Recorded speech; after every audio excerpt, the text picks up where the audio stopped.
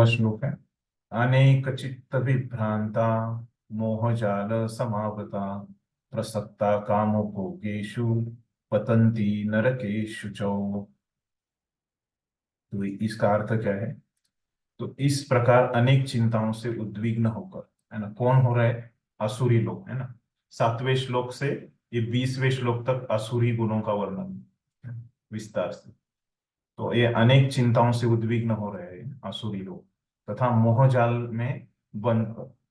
तो हम चर्चा करेंगे कि क्या रहता है मोहजाल। तो मोहजाल में ये बंद कर, है ना, इंद्रिय भोग में अत्यधिक आसक्त हो जाते हैं और नरक में गिरते हैं। तो तात्पर्य में हम देखते हैं कि क्या बोल रहे हैं ऊपर। तो था कि आप तात्पर्य में देखिए आपकी किताब में, मैं महत्वपूर्ण पॉइंट आपको बताऊंगा। तो पहला ये जो है मोहजाल शब्द आया है, तो उसके बारे में हम देखते हैं कि मोहजाल मतलब क्या है। कि जैसे हजारों हजारों इच्छाओं से जीव को वो मोहजाल में अटक जाता है। मतलब जीव अपनी ही इच्छा से मोहजाल को हटाता है ना। इसको मोहजाल बताया। मोह का जाल, अपनी इच्छाओं से, है ना, उसमें वो अटक जाता है। किस तरह से? तो प्रभुपाद एक उदाहरण देते हैं। जैसे अगर पानी में मछलियां रहती है ना, और जो मछुआरा रहता है मछलियों को पकड़ने के लिए कैसे एक जाल बिछाता है ना, उस प्रकार का जाल रहता है मोहजाल। और फिर बाद में बताते हैं कि कैसे ये मोहजाल के उदाहरणों के बारे में, इनका कैसे रहता है एक ये मोहजाल, इसके बारे में और विस्तार से बताते हैं तात्पर्य में। तो इसमें पहला गुण बताते हैं मोहजाल के लिए प्रभुपाद कि वहां पे बहुत असीमित इच्छाएं रहती है व्यक्ति की, है ना। इसीलिए वो क्या है, इस मोहजाल में और कौन सी इच्छाएं रहती है। पिछली बार हमने चर्चा किया था कि कैसे दो प्रकार की इच्छा होती है, आध्यात्मिक इच्छा और भौतिक इच्छा, है। तो इस व्यक्ति की भौतिक इच्छा मतलब खुद को आनंद देने के लिए ही इस प्रकार की इसकी असीमित इच्छाएं होती है, इस प्रकार से लिखते हैं। और वो उसका प्लानिंग क्या चलते रहता है, नियोजन क्या चलते रहता है कि कैसे हमारा पैसा बढ़ा है ना, यही वो सोचते रहता है। और ये पैसा बढ़ाने के लिए क्या है कि वो पाप कर्म करने के लिए भी पीछे नहीं देखता। अगर पाप कर्म से कुछ गलत ब्लैक मार्केटिंग वगैरह ऐसे करने से अगर कुछ ज्यादा पैसा मिलता है तो वो स्वीकार कर लेता है ऐसे मार्गों का, है ना। उसके बारे में तनिक भी सोचता नहीं कि ये धर्म के विरुद्ध है, मैं ऐसे करूंगा तो चलेगा क्या, है। मुझे कर्म लगेंगे, ऐसे बिल्कुल वो सोचता नहीं, तुरंत तैयार हो जाता है पाप का कर्म का रास्ता चुनने के लिए। और वो सोचता है कि क्या है, अभी जो उसकी प्रगति हो रही है भौतिक प्रगति, है ना, तो ये उसके कर्मों की वजह से नहीं हो रही है। तो वो सोचता है कि सिर्फ मेरे प्रयत्नों की वजह से, है। हमारा तत्वज्ञान क्या बोलता है कि दोनों की वजह से होता है, अपने प्रयत्न और कर्म, है ना, भगवान की कृपा, ये सब की वजह से होता है। लेकिन ये लोग क्या बोलते हैं, असुरी लोग जो मोहजाल में अटके हुए हैं, वो क्या बोलते हैं कि सिर्फ मेरे प्रयत्न से ही सब कुछ होता है ना। तो भगवान का कृपा या मेरे कर्म, है ना, तो इसका कोई वहां पे लेना देना नहीं रहता। इस तरह से वो उनकी समझ लेती है। और कोई भी अगर उनसे ज्यादा आगे चला जाता है तो उनको लगता है कि ये मेरा प्रतिस्पर्धी है और वो प्रतिस्पर्धी मेरा दुश्मन है, इस प्रकार से उनको लगता रहता है। और उनमें से जो ये असुरी लोग रहते हैं, तो वो क्या सोचते रहते हैं कि वो दूसरे लोग कुछ यत्न करेंगे, कुछ त्याग करेंगे और मैं आराम करूंगा। दूसरे लोग परिश्रम करेंगे और उसके ऊपर मैं जीऊँ, इस प्रकार से उनका मनोभाव रहता। और वो कुछ कुछ जो असुरी लोग हैं उसमें प्रभुपाद लिखते हैं उसमें कि वो खुद को ही भगवान समझते हैं और उसका प्रचार भी करते हैं। तो वो प्रचार करते हैं कि आप भगवान को ढूंढ रहे हैं तो इधर उधर जाने की क्या आवश्यकता है। तो मैं भी भगवान हूँ, आप भी भगवान हैं, हम सब भगवान हैं। और और कुछ दूसरे लोग क्या बोलते हैं कि आपको भगवान में विश्वास रखने की आवश्यकता नहीं, और जो कुछ भी आपको लगता है वो भगवान, इस तरह से हो। इसीलिए भगवान को छोड़ दो, भगवान मर गए हैं, इस तरह से उनका तत्व ज्ञान रहता है। और वो क्या करते हैं, ऐसे भगवान को प्राप्त करने की पद्धति क्या है? भक्ति है ना? भक्ति सर्वश्रेष्ठ पद्धति है। और अनेक अनेक पद्धति है, जैसे हमने पहले 6 अध्याय में देखा था कि कर्म योग है ना? फिर 7 से 12 में देखा भक्ति योग है। और फिर उसी में पहले 6 अध्याय में हमने संक्षिप्त में देखा था कि ज्ञान योग भी रहता है, अष्टांग योग भी रहता है ना? तो ये सब ऐसे, ये पद्धतियां किसने हैं? भगवान खुद बताते हैं, है ना? कि एक ऐसे योग पद्धति से उनको प्राप्त किया जा सकता है। लेकिन ये लोग क्या करते हैं, खुद की ही पद्धति बनाने में ये लोग लगे हुए रहते हैं। और उसके लिए प्रभुपाद क्या करते हैं, रावण का उदाहरण देते हैं। ये रावण कैसे स्वर्ग में जाने के लिए वो सीढ़ियां बना रहा था। तो भगवान ने बोला कि स्वर्ग में जाना है तो आप यज्ञ करो, है, पुण्य कर्म करो, उससे आप स्वर्ग में जाओ। लेकिन वो पद्धति का ये आचरण नहीं कर रहा था रावण, इस प्रकार से लिखते हैं। तो ये सब प्रभुपाद ने उनका जो पूरा तात्पर्य है, ये मोहजाल पे ही ज्यादा लिखा है।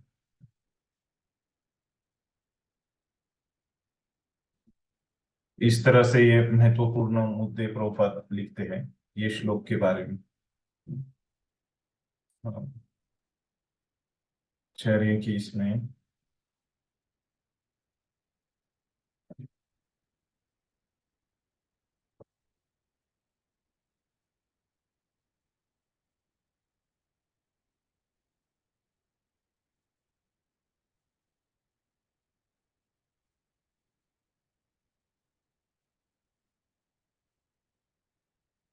तो इस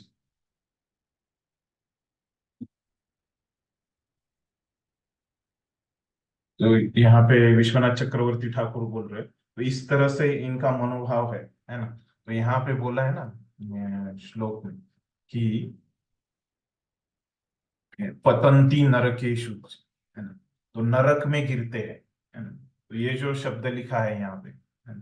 तो इसमें विश्वनाथ चक्रवर्ती ठाकुर बताते हैं कि वो नरक मतलब क्या रहता है, कि वो वैतरणी नाम की जगह रहती है ना?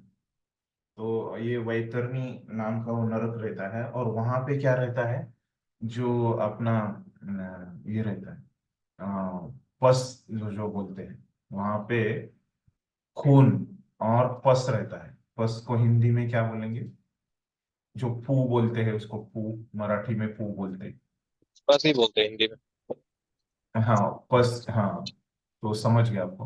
तो वही बात है कि वो पस, वहां पे पस रहता है। इस तरह की वहां पे वो नरक का वर्णन किया है ना? पस वाले नरक में वो गिरते हैं, इस तरह से विश्वनाथ चक्रवर्ती ठाकुर बोलते हैं। और वहां पे खून भी रहता है। खून और पस दोनों चीजें रहती हैं। बाकी सब प्रभुपाद ने वो ले लिया है उनमें से, जो अलग है उसकी हम चर्चा करेंगे। तो इस प्रकार से ये 16वें श्लोक में गुण बताए हैं। तो 17वां देखते हैं हम। आत्मसंभाविता स्तब्धा धन मान मदान्विता यजन्ते नाम यजन्ते नाम नेस्ते दम्भे ना विधि पूर्वकम। क्या बोल रहे? अपने को श्रेष्ठ मानने वाले, तो ये असुरी लोग खुद को ही श्रेष्ठ मानते हैं। हमने देखा कि वो भगवान भी मानते हैं पिछले श्लोक में प्रभुपाद ने। तथा सदैव घमंड करने वाले, संपत्ति तथा मिथ्या प्रतिष्ठा से मोहग्रस्त लोग किसी विधि विधान का पालन न करते हुए कभी कभी नाम मात्र के लिए बड़े ही गर्व के साथ यज्ञ करते हैं। तो दिखाने के लिए वो यज्ञ करते हैं बाहर से, कि बस दिखाने के लिए मैं कितना यज्ञ करता हूँ, मैं कितना धार्मिक हूँ, वैदिक हूँ। ये सब दिखाने के लिए वो इस तरह का कार्य करते हैं। तो इनका ये स्वभाव के बारे में है ना, किस प्रकार के आसुरी स्वभाव रहता है। तो ये वर्णन है मुख्यतः से। तो प्रभुपाद का जो तात्पर्य है, उसमें पहले क्या बोलते हैं प्रभुपाद, कि ये जो लोग हैं धर्म किसी भी शास्त्र के अनुसार यज्ञ नहीं करते। जो शास्त्र में बोला गया है, जो कोई वहां पे अथॉरिटी है, अथॉरिटी को क्या बोलेंगे, हाँ शास्त्र, प्रमाण है, प्रमाण या शास्त्र की परवाह न करते हुए, तो वो क्या करते हैं, यज्ञ करते हैं।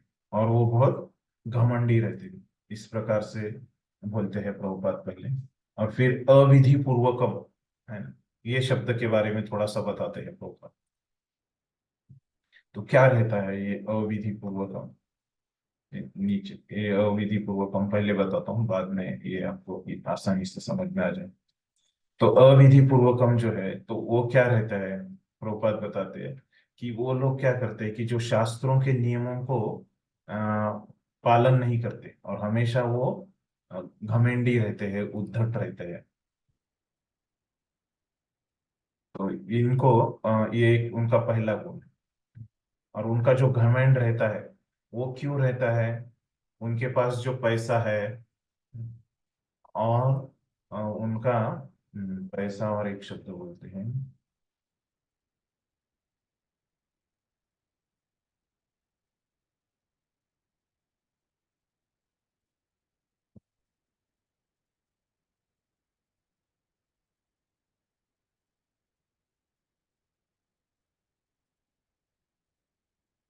के कारण जो मैं वस्तु सुधारक हूँ, उनका प्रचार ईश्वर कर,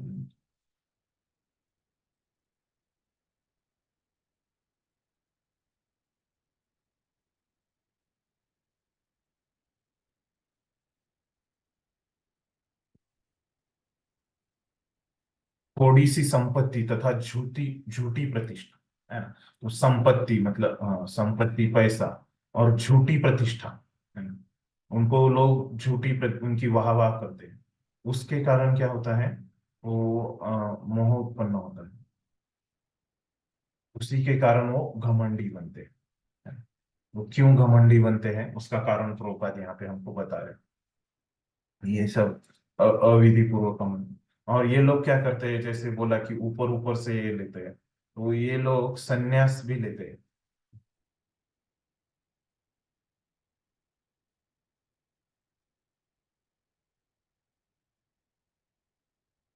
वे सन्यासी का वेश धारण कर लेते हैं, और उस वेश में सभी प्रकार का अधर्म करते हैं। तो मतलब क्या है यहाँ पे जो बोला है, कि वो ऊपर ऊपर से यज्ञ करते हैं, उसके लिए प्रभुपाद ऐसे कि वो सन्यास तो ले लेते हैं, लेकिन वो सन्यास के नाम पे अधर्मिक कार्य करते हैं, जो शास्त्र पढ़ाने का काम है ना। हमने पिछली बार देखा कि क्या कार्य रहते हैं, जो पहले श्लोकों में बताया है प्रभुपाद। वास्तव में इस संसार पे विरक्त होने वाले पर अनेक प्रतिबंध होते हैं, है ना? मतलब ये सन्यासी के लिए बहुत सारे नियम होते हैं, लेकिन ये असुर लोग इन प्रतिबंधों की परवाह नहीं करते। तो इस प्रकार से उनका कार्य रहता है, क्योंकि वो शास्त्रों का पालन ही नहीं करते। और कुछ लोग क्या करते हैं, उसके ऊपर में बोला है कि ये क्या करते, सामान्य लोग उनका प्रचार ईश्वर कहकर करते हैं, उन्हें पूजते हैं। और मूर्ख लोग उन्हें धर्म या आध्यात्मिक ज्ञान के सिद्धांतों में बढ़ा चढ़ा मानते हैं। तो उनके जो शिष्य रहते हैं, फॉलोअर्स रहते हैं, तो वो क्या करते हैं, उनको ही ईश्वर मान लेते हैं, असुरी लोगों को, है ना। हम ये फेमस उदाहरण हम जानते हैं कि कैसे हिरण्यकशिपु, है ना, हिरण्यकशिपु वही कर रहा था प्रहलाद महाराज को, है ना। तुम ये नारायण नाम छोड़ के, विष्णु का नाम छोड़ के क्या करो, तुम मेरी ही पूजा करो। तो इस प्रकार के ये उनके गुण है। और इस इसी परिच्छेद में प्रभुपाद करते हैं कि मतलब भगवान के ऊपर विश्वास नहीं रहता, ये समझ में आता है हमको। इस प्रकार का ये तत्व ज्ञान रहता है, जिसको अविधि पूर्वकम बोला है। तो ये उनके श्लोक हैं। तो अगले श्लोक में हम उनके गुण देखते हैं। अहंकारम बलम दर्पम कामं क्रोधं च संश्रिता मामात् परदेहेषु प्रद विशंतो अभ्यसूयका। क्या बोल रहे हैं? मिथ्या अहंकार, बल, दर्प, काम तथा क्रोध से मोहित होकर। तो अभी यहाँ पे ये गुणों की वजह से मोहित हो रहे। आसुरी व्यक्ति अपने शरीर में तथा अन्य के शरीर में स्थित भगवान से ईर्ष्या और वास्तविक धर्म की निंदा करने लगता है।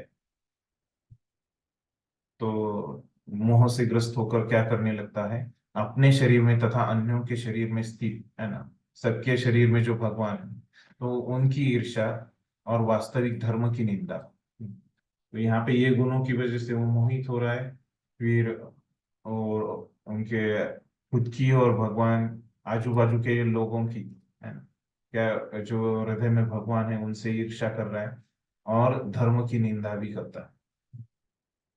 तो यहाँ पे जो प्रभुपाद प्रमुख मुद्दे बोल रहे हैं, आप देखिए तात्पर्य में। तो यहाँ पे जो बोला है कि ईर्ष्या करते हैं, तो ये क्यों ईर्ष्या होती है, इसका कारण प्रभुपाद अपने तात्पर्य में बताते हैं। तो पहला तो बोलते हैं कि उसके पास जो भौतिक संपत्ति रहती है, भौतिक सुविधाएं रहती है, उसकी वजह से उसको ईर्ष्या होती है। तो जो उसको झूठी प्रतिष्ठा मिलती है, उसके पास जो पैसा है ना, वो उसका जो संचय करता है, उसका जो बल है ना, ये सब जो उसके पास जो भौतिक सुविधाएं हैं, उसकी वजह से क्या करता है, वो भगवान की ईर्ष्या करता है। ये पहला कारण देते हैं।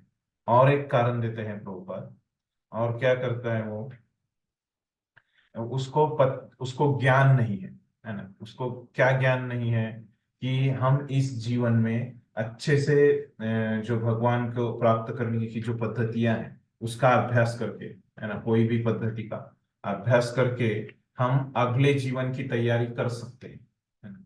अगले जीवन हमारा अच्छा मिले, हम भगवान के धाम चले जाए, इस प्रकार से उसको ज्ञान नहीं है कुछ। तो ये उसके ईर्ष्या के दो प्रमुख कारण प्रभुपाद बताते हैं। फिर अभी उसको जो ईर्ष्या है भगवान से, है ना, उसका परिणाम क्या होता है वो बताते हैं प्रभुपाद।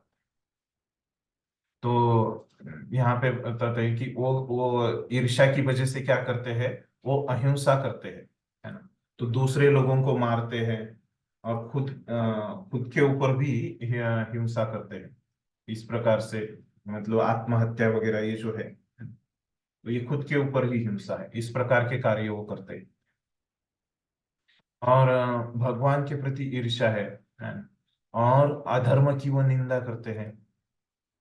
तो इसीलिए वो क्या करते हैं, तो भगवान के अस्तित्व पे ही वो लोग प्रश्न विचार उठाते हैं, है ना, कि भगवान है कि नहीं, है ना। यही उनका चलते रहता है, वहां पे ही उनको कंफ्यूज होते रहता है और दूसरों को भी कंफ्यूज करते रहते हैं। और क्या करते हैं, जो ये जो अध्यात्म के बारे में, धर्म के बारे में जो शास्त्रों में विधान है उसको नहीं मानते। जो शास्त्रों को वहां पे अधिकार रहता है, शास्त्रों के अधिकार को नहीं मानते, शास्त्रों के प्रमाण को नहीं मानते। और खुद को ही वो स्वतंत्र समझते हैं, है ना, खुद को ही वो शक्तिशाली बलवान समझते हैं। और सोचते हैं कि मेरे बराबर कोई नहीं, मैं ही सबसे ज्यादा बलवान हूँ। और कोई उनको रुकावट डालता है तो क्या करते हैं, उसके साथ झगड़ा कर देते हैं और उसको तो मार देते हैं या खुद मर जाते हैं। तो इस प्रकार ये उनका मनोभाव रहता है आसुरी लोगों के साथ, आसुरी लोगों का, है ना, एक दूसरे से। तो अभी यहाँ से जो अभी ये 19वां श्लोक है ना, तानहम द्विशतर क्रूरान। तो ये श्लोक में और अगले श्लोक में, ये दो श्लोकों में भगवान और ये जो भगवान की जो सुविधाएं हैं, है ना, जैसे ये दैव वगैरह जो है, भगवान ने जो सिस्टम बनाया है, तो ये वो आसुरी लोगों के साथ कैसे बर्ताव करते हैं इसका वर्णन किया गया है। तो 19वां श्लोक क्या है, तानहम द्विषतः क्रूरान् संसारेषु नराधमान् क्षिपामि अजस्रम अशुभान् आसुरीष्वेव योनिषु। तो ये जो कर्म दैव है उनके साथ कैसे व्यवहार करता है, जो लोग ईर्ष्यालु तथा क्रूर है और नराधम है, उनमें निरंतर विभिन्न असुरी योनियों में, भव सागर में डालता रहता हूँ। कृष्ण क्या बोलते हैं?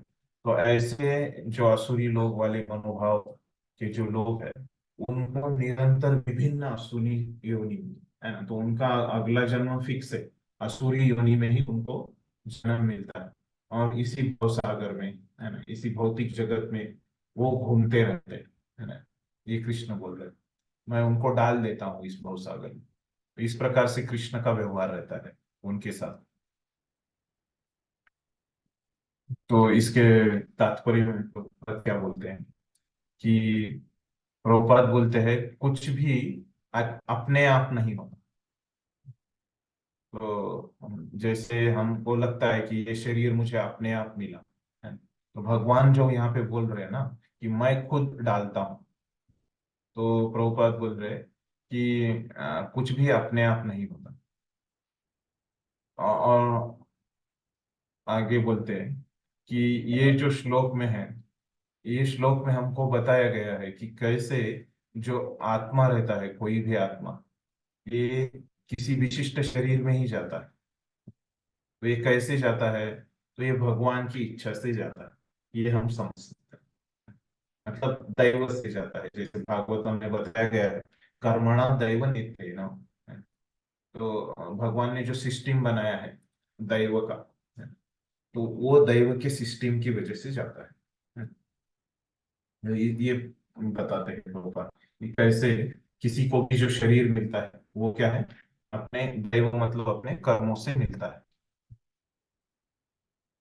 तो प्रभुपाद बोलते हैं भले ही आसुरी लोग भगवान को नहीं मानते, भगवान का जो अ, महत्व है उसको ये लोग नहीं जानते,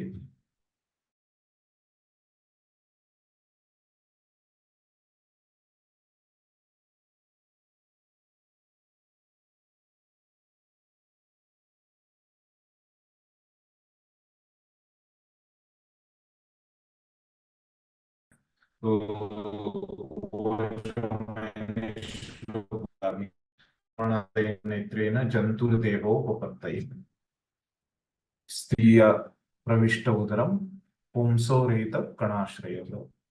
तो ये श्लोक है ना, श्लोक यहाँ पे नहीं लिखा है, बस प्रभुपाद ने कहा है वो भागवत में जो श्लोक है कि दैव की वजह से उनको शरीर मिलता है। और उनके पास क्या नहीं रहता, या सूरी लोगों के पास?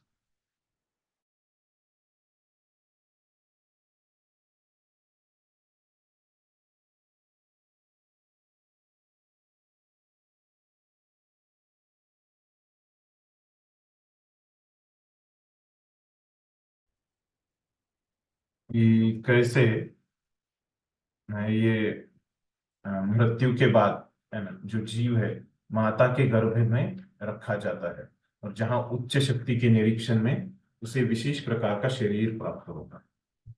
तो ये बात यहाँ पे इसका ज्ञान नहीं है। फिर ऐसे जो उनका भविष्य कैसे रहता है, तो उनका भविष्य कैसे रहता है?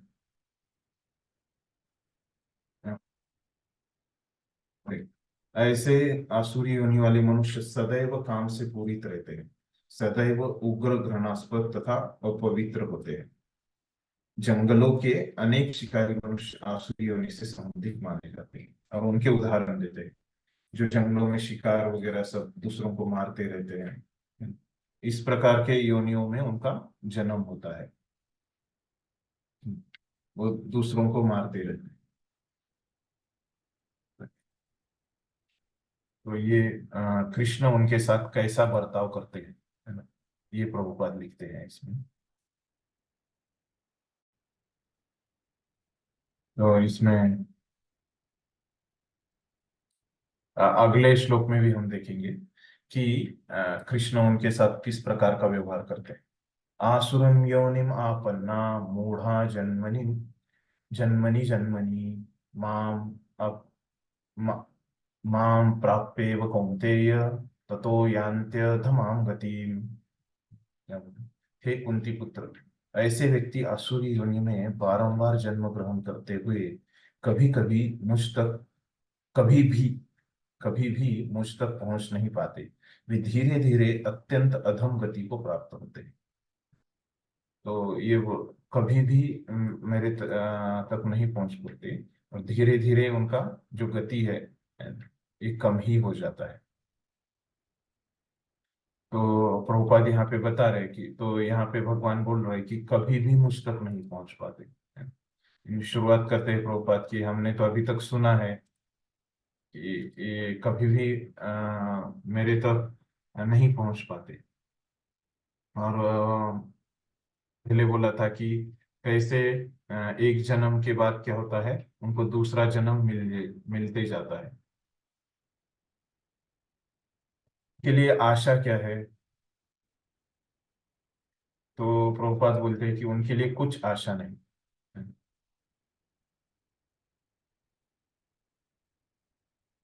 ईश्वर की कृपा प्राप्त न होने से उनका अधःपतन होते रहता है, जिससे अंत में क्या मिलता है उनको? कुत्तों, बिल्लियों तथा सुअरों जैसा शरीर मिलता है। यहाँ स्पष्ट किया गया है कि असुरी जीवन में किसी भी अवस्था में ईश्वर की कृपा का भाजन नहीं बन पाते। तो प्रभुपाद बोल रहे,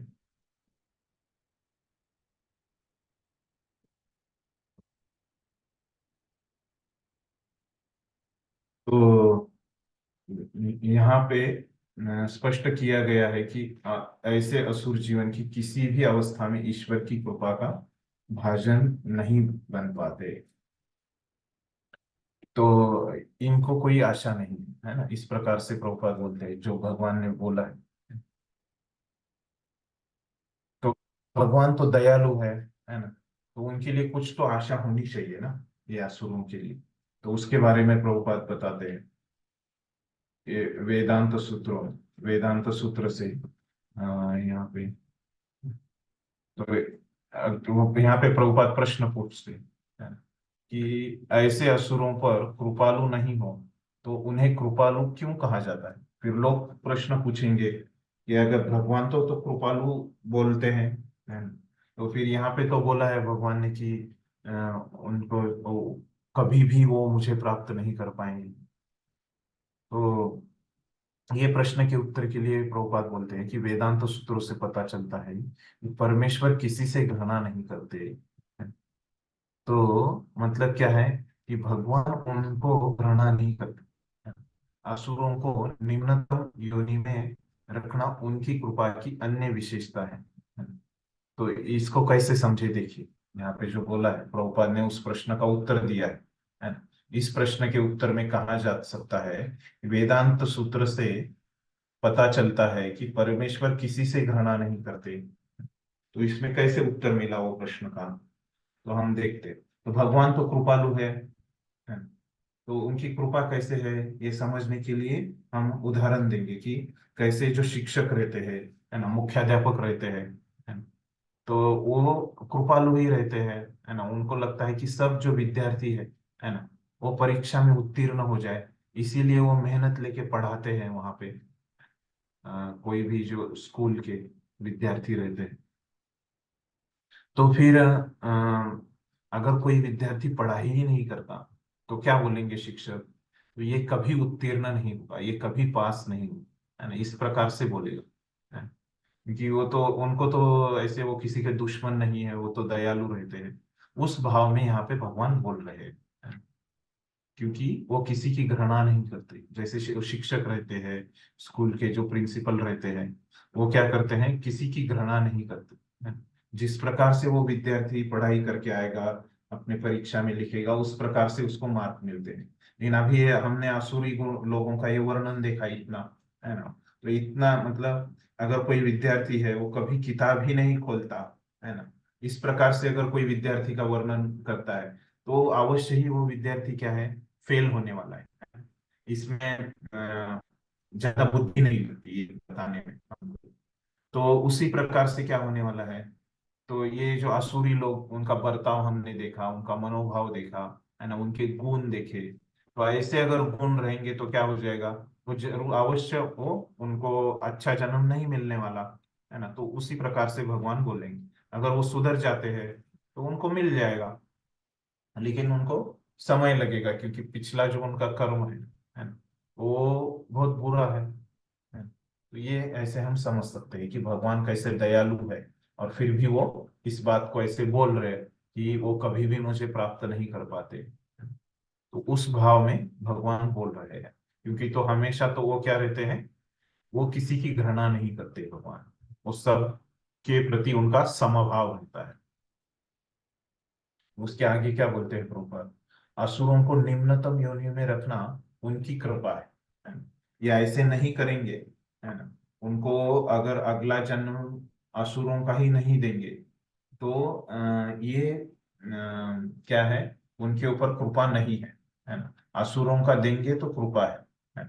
क्यों ऐसे बोल रहे हैं, क्योंकि परमेश्वर कभी कभी क्या करते हैं, असुरों का वध करते हैं, और ये उनके लिए कल्याणकारी होता है ना, उससे भी उनको मुक्ति प्राप्त होती है।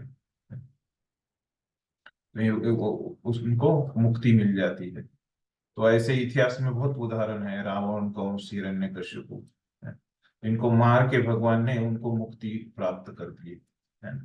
तो यहाँ पे प्रभुपाद बता रहे कि कैसे उनको असुरों का भी योनि मिल गई। पहले तो असुरों की योनि उनकी खुद की वजह से उनको मिलती है, उनके खुद के कर्मों की वजह से, और फिर मिल भी गई तो क्या है, ये उनके लिए कृपा ही है, क्योंकि उनको मुक्ति प्राप्त होती है। तो भगवान के विविध अवतारों में उनको, उनकी मृत्यु होके उनको मुक्ति प्राप्त होती है। तो ये असुर है, तभी भी भगवान उनके ऊपर क्या कर रहे हैं, कृपा बरसा रहे,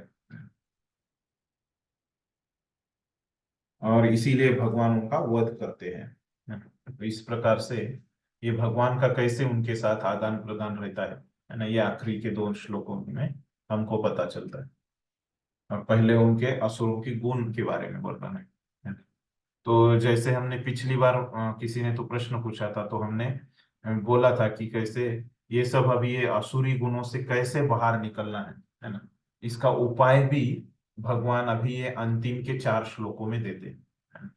तो अर्जुन को लग सकता है या सबको लग सकता है, अरे ये असुरी गुण थोड़े थोड़े मेरे में भी है, इस प्रकार से किसी को लग रहा है, तो उससे बाहर कैसे आने का, है ना। तो ये भी भगवान अभी ये आखिरी के 4 श्लोकों में हमको बताते हैं। तो यहाँ पे चैट बॉक्स में एक प्रश्न आया है कि मृगारी का क्या पुण्य होगा कि उसको नारद मुनि मिले। तो, तो जो भक्ति है, ये अहेतु की कृपा रहती है भक्तों की, इस प्रकार से उसका वर्णन शास्त्रों में है। किसको किस प्रकार से भक्ति मिलती है। तो इसका विस्तृत से वर्णन है माधुर्य कादम्बरी नाम के ग्रंथ में, है ना। कि किस विश्वनाथ चक्रवर्ती ठाकुर ने वो ग्रंथ लिया ग्रंथ लिखा है ना, माधुर्य कादम्बरी नाम का। तो उसमें पूरा वर्णन है कि किस व्यक्ति को किस प्रकार से भक्ति मिलती है, और कैसे भक्ति मिलती है ना। तो एकदम सार में उसका अगर आपको बताना है, तो भगवान कैसे हैं, स्वराट है ना। तो ये भक्ति भगवान से ही आती है। तो कहा जाता है कि भक्ति भी स्वराट है। तो भक्ति को अगर आपको प्राप्त करना है तो वो भक्ति से ही प्राप्त होती है। मतलब कैसे भक्ति से ही प्राप्त होती है, तो एक तो ऐसे कोई अनजाने में कोई भक्त की सेवा कर देता है ना, जिसको हम अज्ञात सुकृति बोलते हैं। तो ये अज्ञात सुकृति और भक्ति, है ना, तो ये दो चीजों से ही, मतलब कोई मंदिर में आ जाता है ना, भगवान के दर्शन ले लेता है, भगवान को प्रणाम करता है, या भगवान का प्रसाद खा लेता है ना, भगवान का हरि नाम सुन लेता है। तो ये सब भक्तिमय कार्य करने से ही किसी को भी भक्ति प्राप्त होती है ना, या भक्तों से कुछ उपदेश सुन लेता है। तो ये सब क्या है, ये अहेतुकी होते हैं, है ना। इसका ये हम मालूम नहीं कर सकते, है ना, क्योंकि भक्ति का जो स्वभाव है वो भगवान के स्वभाव की तरह ही स्वराट है ना, उसकी वो खुद की इच्छा से वो मिल जाती है। कैसे मिलती है, तो ये भक्ति के माध्यम से ही वो मिलती है। तो उन्होंने नारद मुनि का संग किया, इसके लिए ही उनको भक्ति मिली। तो जो भगवान के भक्त है वो भी हमको भक्ति दे सकते हैं अगर उनकी इच्छा है, और हम उनसे अच्छा बर्ताव करते हैं, है ना? तो ये भक्तों से भी, जो मध्यमाधिकारी भक्त है, उनसे हमको भक्ति प्राप्त होती है, इस प्रकार से। इसीलिए अभी नारद मुनि से उनको भक्ति मिली, है ना? तो ये जो प्रश्न पूछा था यहाँ पे, उसके बारे में आपका प्रश्न का उत्तर मिला क्या माता जी, ये मृगारी के प्रश्न का? हाँ प्रभु जी, इसका मतलब वो और भी कुछ कंफ्यूजन है क्या? कृपा ही है। हाँ, हम्म? अहेतु की कृपा ही है, मतलब ऐसा कुछ नहीं है कि वो बस जंगल से जा रहे थे तो उनको वो सामने आ भक्तों गए, से, ऐसा। हाँ, संग उनका। हाँ, हाँ। यस। तो अभी हम चर्चा करेंगे कि कैसे ये जो यहाँ पे वर्णन किया है ना, असुरी गुणों का, उनसे कैसे बाहर निकलने के लिए भगवान क्या बता रहे हैं, उपाय क्या बता रहे हैं, 4 श्लोकों में। तो क्या है, पहला श्लोक लेते हैं। त्रिविधम नरकस्येद द्वारम नाशनम आत्मनः कामः क्रोधस्तथा लोभस काम क्रोध तथा लोभस तस्मादेतत् त्रयं त्यजेत, तस्मादेतत् त्रयं त्यजेत। क्या बोल रहे हैं इसमें? इस नरक के, है ना, कौन से नरक में, जहाँ पे ये असुरी लोग जाते हैं, है ना, जहाँ देखा हमने, उस उसके 3 द्वार, है ना। तो एंट्री कहाँ से मिलती है नरक में? तो काम, क्रोध और लोभ, तो ये चीजों की वजह से नरक में एंट्री मिलती है। तो प्रत्येक बुद्धिमान व्यक्ति को जानना चाहिए, व्यक्ति को, नहीं सॉरी, प्रत्येक बुद्धिमान व्यक्ति को चाहिए कि उन्हें त्याग दे, है ना, कि इनको छोड़ना पड़ेगा, ये हमको पता होना चाहिए, क्योंकि इनसे आत्मा का पतन होता है। तो पहला जो चीज यहाँ पे भगवान बता रहे हैं, कि ये काम, क्रोध और लोभ, यहाँ से ही सब कुछ शुरू होता है।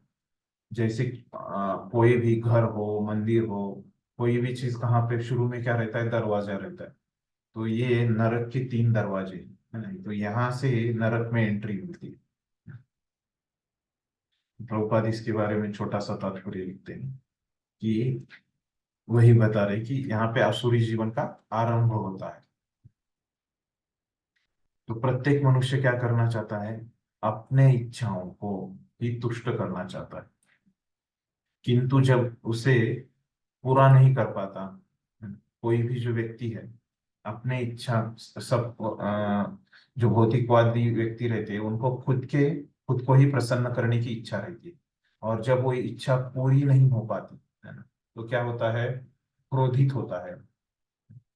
और अगर वो इच्छा पूरी हो जाती है ना, समझो मुझे रसगुल्ला खाने की इच्छा है ना, मुझे जरूरत नहीं, है ना, तो फिर भी मैं क्या, इंद्रिय भोग के लिए रसगुल्ला खा रहा हूँ। तो एक रसगुल्ला खाता हूँ तो क्या होता है? और लोभ उत्पन्न हो जाता है, मेरी इच्छा पूरी हो जाती है तो और मुझे और रसगुल्ले खाने की इच्छा होती है। और अगर मेरे को रसगुल्ले नहीं मिले, है ना, तो क्या हो जाता हूँ? मैं क्रोधित हो जाता हूँ। तो ये कैसे, ये तीनों का आपस में संबंध प्रभुपाद ने यहाँ पे बताया। काम, क्रोध और लोभ। पहले काम रहता है ना, पहले इच्छा रहती है, भौतिक इच्छा, और उसी को काम बोला है। फिर ये काम क्या है? वो पूरा हो जाता है तो लोभ उत्पन्न होता है, अगर पूरा नहीं होता तो क्रोधित हो जाता है। जो बुद्धिमान मनुष्य असुरी योनि में नहीं गिरना चाहता, उसे चाहिए कि वह इन तीनों शत्रुओं को परित्याग कर दे, है। तो ये तीनों का हमको परित्याग कर देना, क्योंकि यह आत्मा का हनन इस हद तक कर देती है कि इस भवबंधन से मुक्ति की असंभव संभावना नहीं रह जाती। तो क्यों करना चाहिए? ऐसे नहीं करेंगे तो हमारा बहुत पतन हो जाएगा, और ये भवसागर में हमको जो मुक्ति मिलने वाली है, वो हमको मुक्ति नहीं मिल सकती है। तो ये कारण है क्यों हमको इनको छोड़ना चाहिए। तो आप अगर तो पहले हमको क्या करना है, तो इससे हमको क्या समझ में आए? तो इसका सबसे पहले क्या आता है? काम, है। तो मतलब हमको अपनी इच्छा पे वहां पे कार्य करना पड़ेगा। जो हमको खुद को जो आनंद देने की, खुद को जो भोग देने की इच्छाएं हैं, वो हमको छोड़नी पड़ेगी।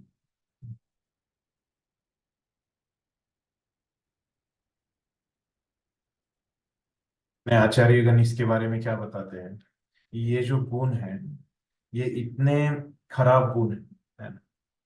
तो जिनके पास दैवी गुण हो, ऐसे भी लोगों ने ये गुणों से बच के रहना चाहिए, है ना, ये असुरी गुणों से, है ना, काम क्रोध और लोभ से। और तो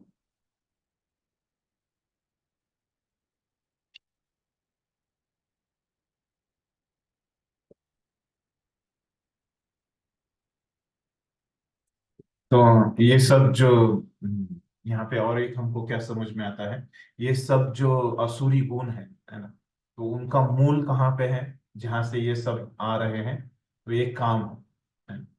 काम मतलब क्या है कि खुद को तुष्ट करने की इच्छा, है ना, भगवान को तुष्ट करने की जगह पे हम अपने आप को तुष्ट करना चाहते हैं, है ना। यहाँ से ही ये अगर हम बदल देते हैं, है ना, तो हमको बहुत सारा हमारा काम इजी होने, है ना, बहुत सारा हमारा जो उद्देश्य है ना, वो पूरा हो जाए।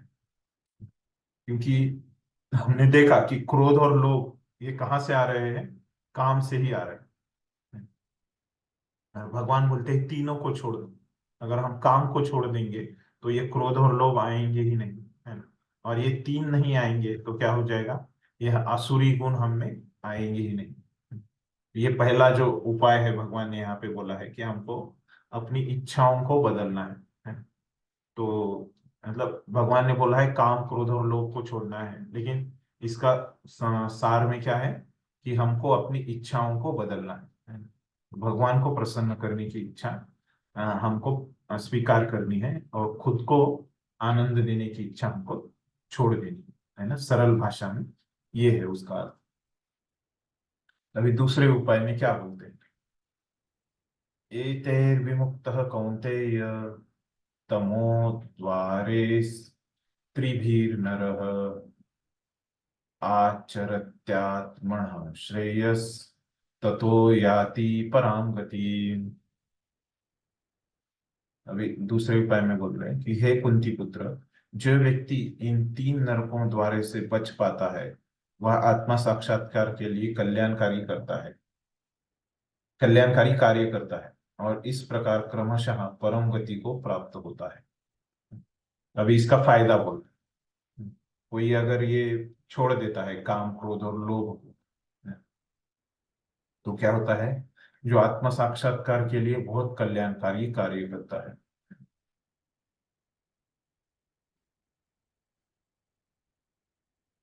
तो श्रेय, तो ये बहुत कल्याणकारी कार्य करता है। इस प्रकार क्रमशः परम गति को प्राप्त होता है, पराम गति।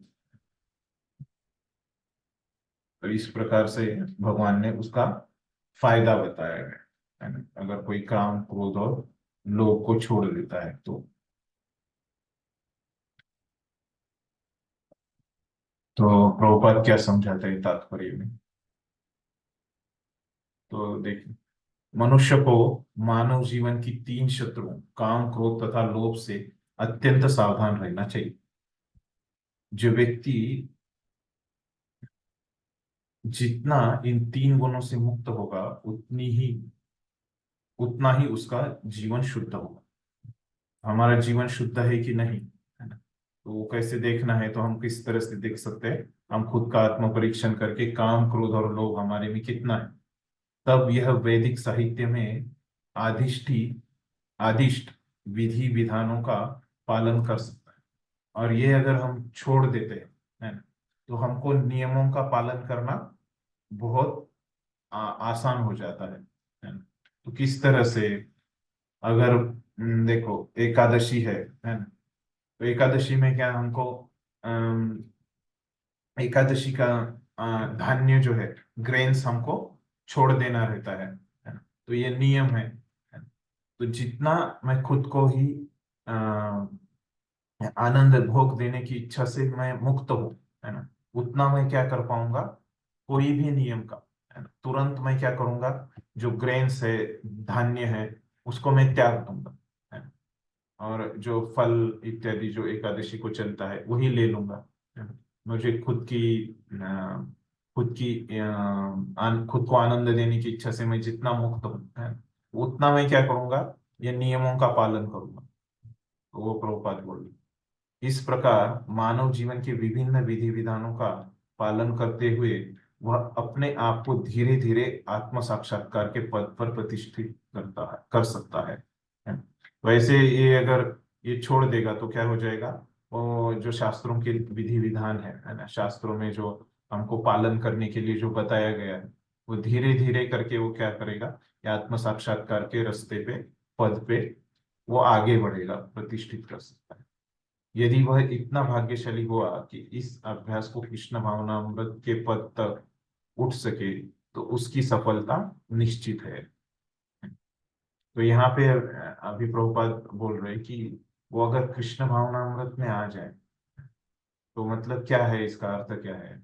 अभी कृष्ण ने यहाँ पे उपाय क्या बताया है, कि जो व्यक्ति इन तीन नरकों से बच पाता है, वह आत्म साक्षात्कार के लिए कल्याणकारी करता है, कार्य करता है। तो मतलब कृष्ण ने बस इनको छोड़ने को बोला है वहां पे, है ना, इस श्लोक में भी, और यहाँ पे भी, इन्हें त्याग दे, इस प्रकार से बोला। लेकिन इनको त्याग, अगर इनको कोई छोड़ देता है व्यक्ति, है ना, तो वैसे भी रह सकता है जैसे ये मायावादी लोग हैं, है ना, तो वो भी थोड़ा सा आगे बढ़ते हैं आत्म साक्षात्कार में, है ना। लेकिन वो क्या करते हैं, उनकी जो इच्छाएं हैं वो नैति नैति बोलते हैं, वो सब कुछ त्याग देते हैं, है ना, ये काम क्रोध लोभ, है ना, इसको त्याग देते हैं। लेकिन जैसे हमारे भक्त क्या करते हैं, कि ये सब काम क्रोध लोभ की जड़ क्या है, कि काम की इच्छा, खुद को आनंद देने की इच्छा। तो कृष्ण भावनामृत मतलब क्या है, भक्त क्या करते हैं, खुद को आनंद देने की जगह वो क्या करते हैं, कृष्ण को आनंद देने के लिए सोचते रहते हैं, है ना? तो इसीलिए क्या होता है, तो वो कृष्ण भावनामृत में वो आ जाते हैं, तो वो बात यहाँ पे बता रहे हैं, जैसे अन्य लोग नहीं आते। तो अगर कोई भाग्यशाली लोग ही क्या करते हैं, अपनी इच्छा को ऐसे कृष्ण की प्रसन्नता की इच्छा में वो जोड़ देते हैं, तो कृष्ण भावनामृत के पद तक उठ सके, तो उसकी सफलता निश्चित है। अगर ये तो कृष्ण भावनामृत के पद को कोई आता है, तो उसमें कुछ संदेह नहीं है, निश्चित है उसकी सफलता। वैदिक साहित्य में कर्म तथा कर्मफल की विधियों का आदेश है। वेदों में क्या बताया है, कर्म बताए हैं और उसका जो फल है वो भी बताया है, जिससे मनुष्य शुद्धि की अवस्था तक पहुंच सके, है ना। तो ये जो कर्मकांड वगैरह है, हमने चर्चा की है पहले 6 अध्याय में, कि कैसे ये धीरे धीरे हमको शुद्ध बनाते। सारी विधि काम क्रोध तथा लोभ के परित्याग पर आधारित है ना। ये जो सब विधि विधान है, ये सब इसको कम करने पे है ना, काम क्रोध और लोभ। इस विधि का ज्ञान प्राप्त करके मनुष्य आत्म साक्षात्कार के उच्च पद तक उठ सकता है। आत्म साक्षात्कार के अगर उच्च पद पे जाना है, तो पहले हमको काम क्रोध और लोभ को छोड़ना पड़ेगा। और ये जो पूर्णता है, और वो भक्ति में है ना। भक्ति में क्या है, कि सब कुछ हम कृष्ण की प्रसन्नता के लिए करते हैं। भक्ति में बद्ध जीव की मुक्ति निश्चित है। तो भक्ति मिलेगी तो क्या है, कि उनकी मुक्ति निश्चित रहेगी। इसलिए वैदिक पद्धति के अनुसार 4 वर्णों का 4 वर्णों का विधान किया गया है। 4 आश्रम, है ना, और 4 वर्ण है ना, जिसमें ये विधि विधान दिए हैं, है ना? तो ये विधि विधानों से क्या होने वाला है, हमको ये अपना जो काम क्रोध और जो लोभ है ना, वो नियंत्रित होने वाला है। यदि मनुष्य उनका पालन कर पाता है, तो वह स्वतः ही आत्म साक्षात्कार के सर्वोच्च पद को प्राप्त कर लेता है। तो इसका कोई पालन कर पाता है तो उसके प्रगति निश्चित है, उसमें कोई संदेह नहीं है। इस प्रकार से पहले श्लोक में वही बताते हैं और दूसरे में उसका और महत्व बताते हैं, 21 और 22। तो यहाँ पे अपने आचार्य बताते हैं कि कैसे हमारा तो जो निर्णय है ना, वो पक्का है कि हमको इस भौतिक जगत से जाना है ना। ये जो अश्वत्थ वृक्ष है, तो इससे हमको मुक्त होना है। तो वो कैसे हो सकते हैं हम? ये हम्म, काम क्रोध और लोभ को मुक्त करके। आगे हम देखते हैं कि 23वें श्लोक में क्या बोला। तो देखिए अभी कृष्ण बताएंगे कि हम हमारा जो अम, एक स्वभाव रहता है ना। तो वो स्वभाव को हम जो अच्छा नहीं रहता है ना, आसुरी स्वभाव रहता है, इससे हम प्रभावित हो जाते हैं। तो ये स्वभाव से हम कैसे ऊपर उठे, है ना, ये आसुरी स्वभाव से हम कैसे ऊपर उठे, ये काम क्रोध और लोभ से हम कैसे ऊपर उठे, है ना, ये बताएंगे अभी 23-24 में। ये क्या बताते हैं इसमें? यह शास्त्र विधि उत्सृज्य वर्तते काम कारक न स सिद्धिम अवाप्नोति न सुखम न पराम गति। वो क्या बोल रहे हैं कि जो शास्त्रों के आदेशों की अवहेलना करता है और मनमाने ढंग से कार्य करता है, उसे न तो सिद्धि, न सुख, न ही परम गति की प्राप्ति हो पाती है। तो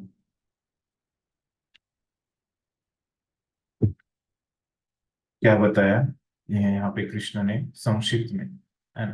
तो हमको ये अगर काम क्रोध और लोभ, है ना, इसके ऊपर उठना है ना, तो क्या करना पड़ेगा हमको? जो शास्त्रों के आदेश हमको पालन करने पड़ेंगे, उनकी अगर हम अवहेलना करेंगे और क्या करेंगे हम, अगर हम शास्त्रों को बाजू में कर देंगे तो क्या हो जाएगा? हम अपने मन के हिसाब से कार्य करेंगे।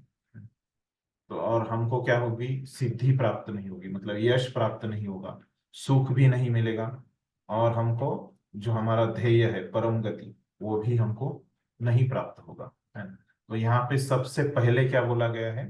तो ये काम क्रोध और लोभ लोभ से हमको अगर ऊपर उठना है ना, तो हमको शास्त्रों के आदेशों का पालन करना पड़ेगा, है ना। वो पालन करने के लिए हमको पहले पढ़ने पड़ेंगे, है ना, उसमें क्या नियम दिया है कम से कम, है, वो तो हमको देखना पड़ेगा। तो तात्पर्य में क्या बताते हैं? हैं, होगा। अभी ये श्लोक में हमको क्या पता चला कि अगर कोई शास्त्रों का विधानों को अगर अपने जीवन में नहीं पालन करता, मतलब अवहेलना करता है, उसका परिणाम क्या होता है? वो अपने मनमाने ढंग से कार्य करेगा, उसको सिद्धि यश नहीं मिलेगा, उसको सुख नहीं मिलेगी, नहीं मिलेगा, और उसको परम गति, उसका लक्ष्य भी उसको नहीं मिलेगा, है ना। तो ये उसके परिणाम होंगे अगर कोई शास्त्रों को छोड़ देता है पालन करना। तो बड़ा, फिर इसमें आप तात्पर्य अपनी किताब में देखिए, तो उसमें प्रभुपाद दिखते हैं कि ये शास्त्रों की जो विधि है, तो वो क्या रहती है, तो वो बताते हैं शास्त्रों की विधि, क्योंकि यहाँ पे बोला ना कि शास्त्रों की विधि का आप पालन करो, तो ये शास्त्रों का जो मार्ग है उसका आप पालन करो। तो प्रभुपाद वहां पे बोलते हैं, जो पहले बोला था प्रभुपाद ने, है ना, कि जो वर्णाश्रम के जो नियम है, तो उनका पालन करना चाहिए। शास्त्रों के विधान को का पालन करना मतलब क्या है? ये वर्णाश्रम के नियमों का पालन करना चाहिए, और सबको ये पालन करना चाहिए, ये वर्णाश्रम के नियमन को। इस प्रकार से यहाँ पे पहले ही लाइन में बोला है, जैसा कि पहले कहा जा चुका है, मानव समाज के विभिन्न आश्रमों तथा वर्णों के लिए शास्त्र विधि दी गई है। प्रत्येक व्यक्ति को इन विधि विधानों का पालन करना।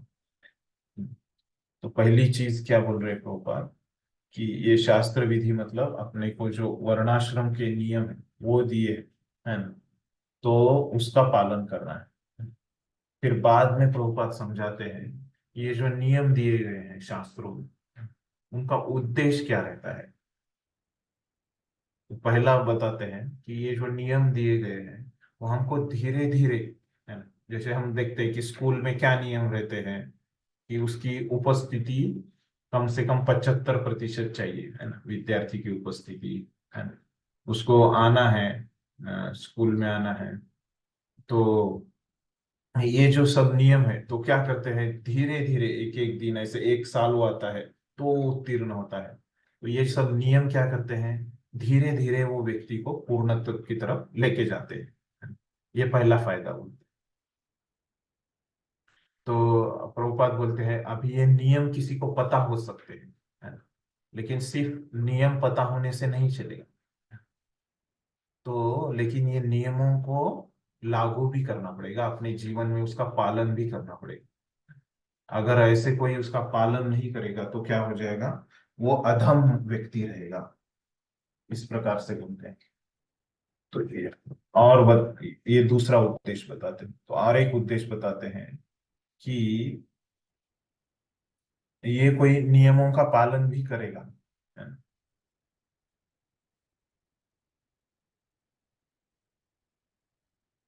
और वो भगवान को स्वीकार नहीं करेगा, है ना।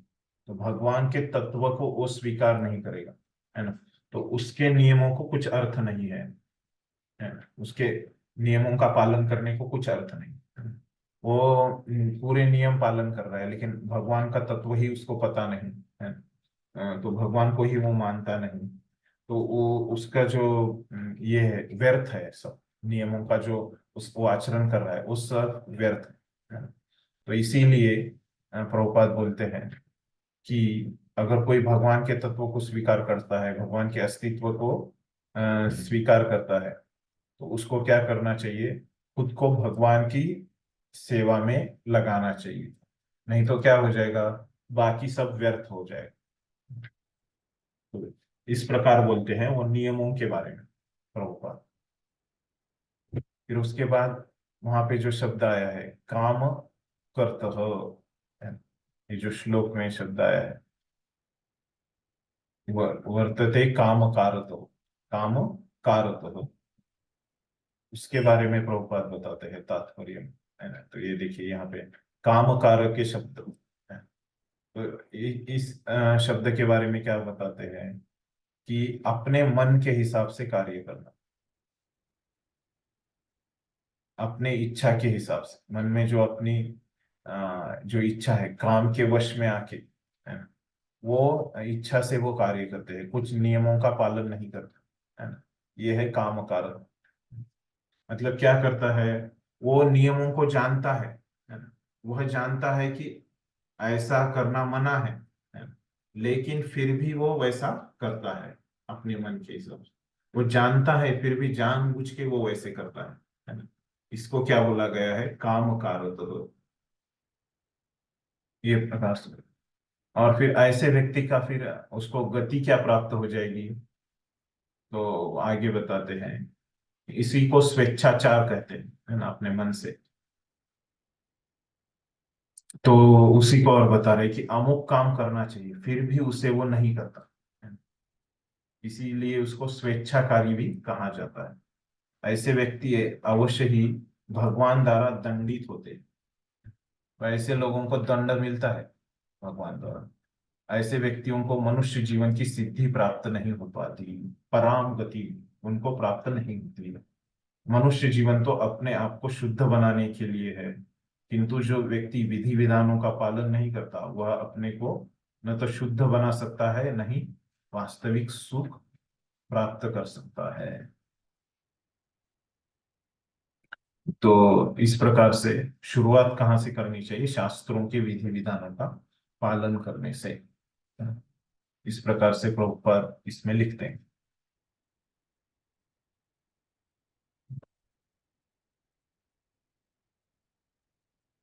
तो यहाँ पे हमको क्या पता चलता है कि कैसे अगर हम शास्त्रों का पालन करते हैं तो हमारा कितना फायदा है। ये बात हमको यहाँ पे समझ में आ गई, ये बात हम सीख सकते हैं। और इसके बारे में अपने आचार्य क्या बताते हैं कि अगर ये काम क्रोध और जो लोभ है तो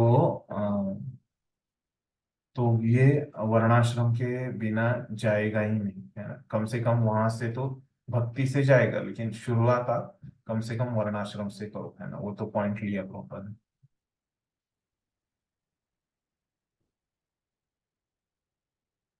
तो इसीलिए जो बुद्धिमान व्यक्ति है, जैसे भगवान ने यहाँ पे बोला है, बुद्धिमान व्यक्ति ने क्या करना चाहिए, पहले वाले से, ये शास्त्रों के विधान को पालन करना चाहिए। तो अंतिम श्लोक हम लेते हैं।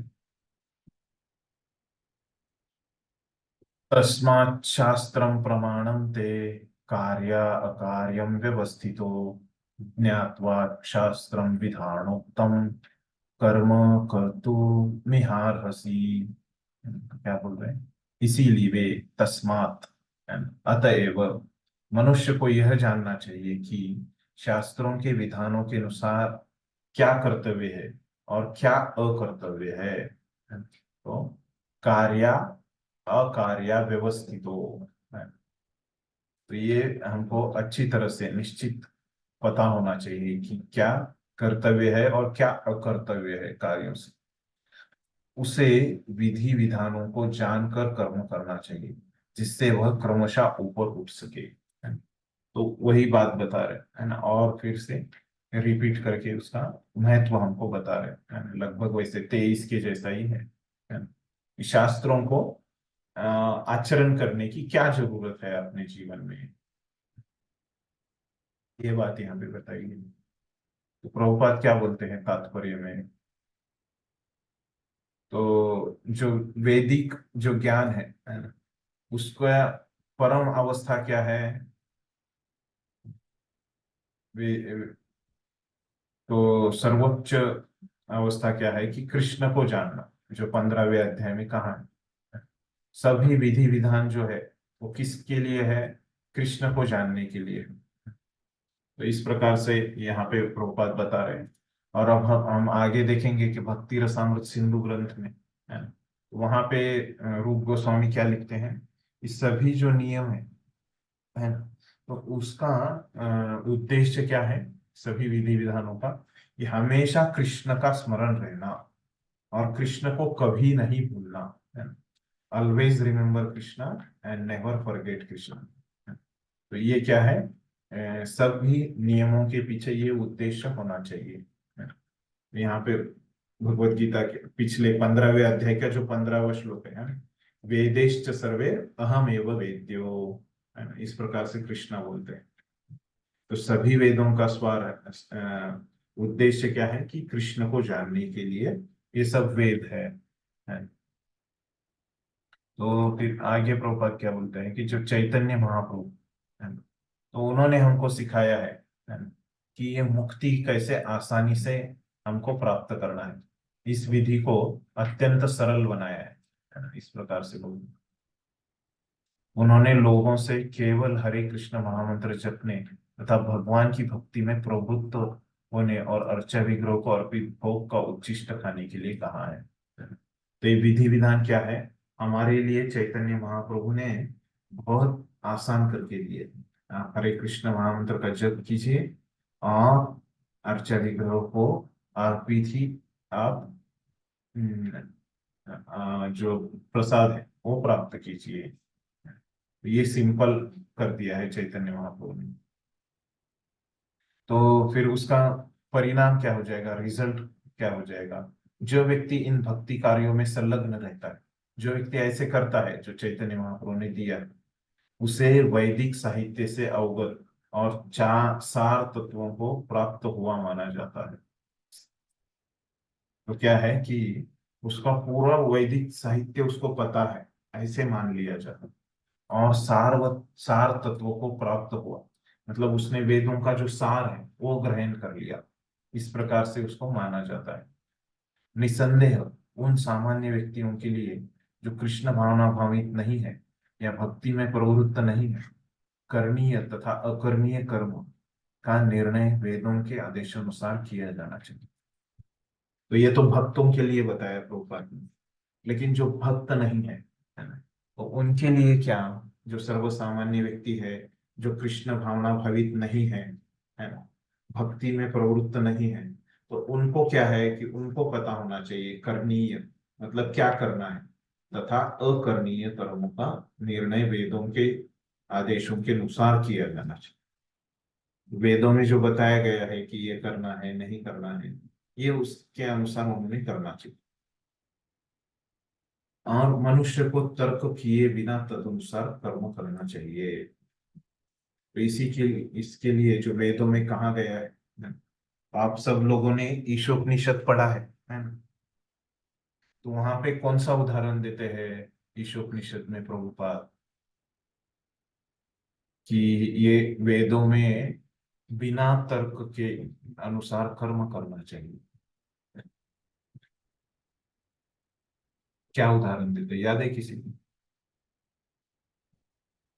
कि हमको वेदों की बात मानने के लिए तर्क नहीं लगाना चाहिए?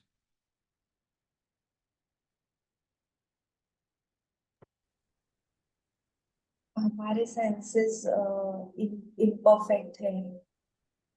हाँ, वो कारण होते हैं ना, तत्व आपने बताया कि हम हमारे जो इंद्रियां अपूर्ण है ना, उसकी वजह से क्या होता है, हम तर्क भी लगाएंगे तो क्या होता है, हमारा तर्क अपूर्ण होता है ना? ठीक। लेकिन उदाहरण कौन सा दिया था वो समझने के लिए उनको, और ये भी एक कारण है और दूसरा भी एक कारण है ना, उसके लिए एक उदाहरण दिया था प्रभुपाद ने।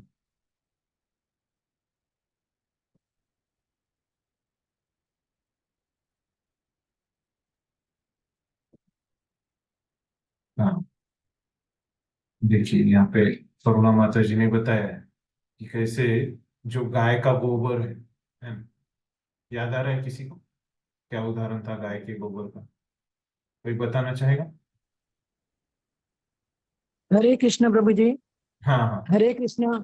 अगर हम बताइए। मल को छू लेते हैं तो शुद्ध होने के लिए स्नान करना पड़ता है, लेकिन गाय का गोबर जो रहता है उसे हम हम्म। शुद्ध मानते हैं।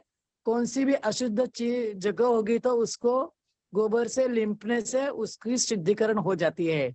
इसे शास्त्रों में ऐसा बताया है और उसे उसी तरह से हमें मानना चाहिए, बराबर ऐसे है। बताया है प्रभु ने। हाँ। और इसी प्रकार मधुमक्खी का मध का भी दिया है, वो उसका वमन रहता है, फिर भी हम हम्म। उसे भगवान के ऑफरिंग के लिए यूज करते हैं इस प्रकार। हम्म। धन्यवाद माता जी। हरे और एक कृष्ण। उदाहरण है। धन्यवाद। और एक उदाहरण है, याद आ रहा है किसी को? वहां पे प्रभुपाद लिखते हैं, मधुमक्खी का वहां पे नहीं बताया, माता जी ने बताया उनके हरे कृष्ण प्रभु जी, दंडवत प्रणाम। और वो दंडोत। उदाहरण शंख का भी है ना, शंख। हाँ, शंख का भी है, शंख का भी एक उदाहरण है। बराबर। हरे धन्यवाद माता जी। तो यहाँ पे ये हमने पहले ही सीख लिया है कि कैसे शंख म्हणजे गोगल गायचं वरचं बिना, कवच असतं ना, तर ते आपण पूजेत वापरतो. तो ये जो है कि बिना तर्क के कैसे हमको कर्म करना चाहिए, यानी जो वेदों में बात कही गई है ना, उसमें उसको वैसे के वैसा हमको अपने जीवन में उतारना है। और इसी को क्या कहते हैं, ये जो इसी को शास्त्रों के नियमों का पालन करना कहा जाता है ना? शास्त्रों के नियमों का पालन करना मतलब क्या?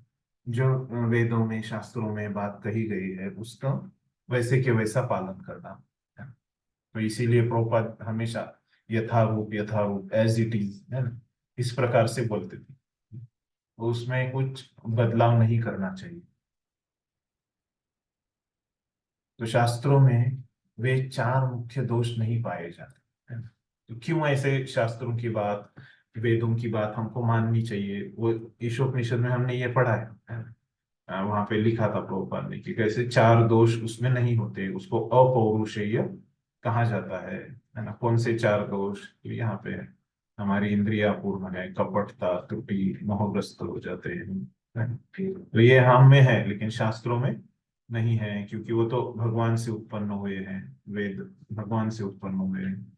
अतः वह विधि विधान जिनका उल्लेख शास्त्र में होता है, जो इन दोषों से परे होते हैं, सभी बड़े बड़े महात्मा, आचार्यों तथा महापुरुषों द्वारा बिना किसी परिवर्तन के स्वीकार कर लिए जाते हैं। ये सबके द्वारा ये विधि विधान क्या है, स्वीकार कर लिए जाते हैं। भारत में आध्यात्मिक विद्या के कई दल हैं जिन्हें प्रायः दो श्रेणियों में रखा जाता है। तो कौन से है? निराकारवादी और साकारवादी।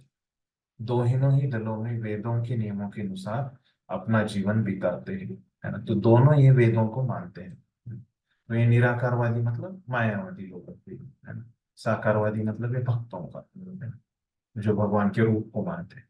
शास्त्रों के नियमों का पालन किए बिना कोई सिद्धि प्राप्त नहीं कर सकता। अगर सिद्धि बिना शास्त्रों के नियमों को हमको मिलेगी नहीं। तो इसीलिए उनका अ, जो शास्त्रों के तात्पर्य को वास्तव में समझता है वह भाग्यशाली माना जाता है। तो ये शास्त्रों के नियमों को कोई अगर समझता है, वो बहुत उसको शास्त्रों के ऊपर उसकी श्रद्धा आती है, तो ऐसे व्यक्ति को भाग्यशाली मानना चाहिए। मानव समाज में समस्त पत्नों का मुख्य कारण भागवत विद्या के नियमों के प्रति द्वेष है। तो सब पत्नों का मुख्य कारण क्या है कि समाज में, है ना, मानव समाज में जो पतन हो रहा है, वो उसका जो स्तर है ना, उसकी गुणवत्ता है वो कम ही होती जा रही है। ऐसे क्यों होता है? क्योंकि वो शास्त्रों को नहीं मान रहे। क्या है भागवत विद्या, उसको वो नहीं मानते। यह मानव जीवन का सर्वोच्च अपराध है और ये बड़ा अपराध है। अतः वह भगवान की भौतिक शक्ति अर्थात माया त्रैतापों के रूपों में हमें सदैव कष्ट देती रहती है। ये जो भगवान की शक्ति है, हमको भौतिक शक्ति है, भगवान की जो ये भौतिक शक्ति है माया, वो हमको परेशान करती रहती है। और उसके जो तीन गुण रहते हैं, 14वें अध्याय में आपने पढ़ा कौन से तीन गुण है। इसके पूर्व की भगवान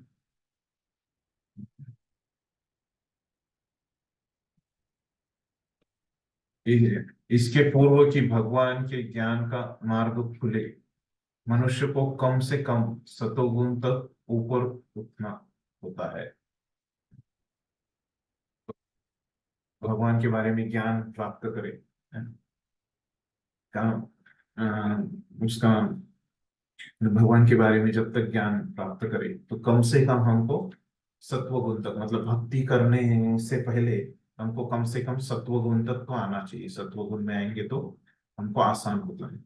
सत्व गुण तक उठे बिना वह तमो और रजोगुण में रहता है। अगर सत्व में नहीं है तो स्वाभाविकता तमो और रजोगुण में रहता है।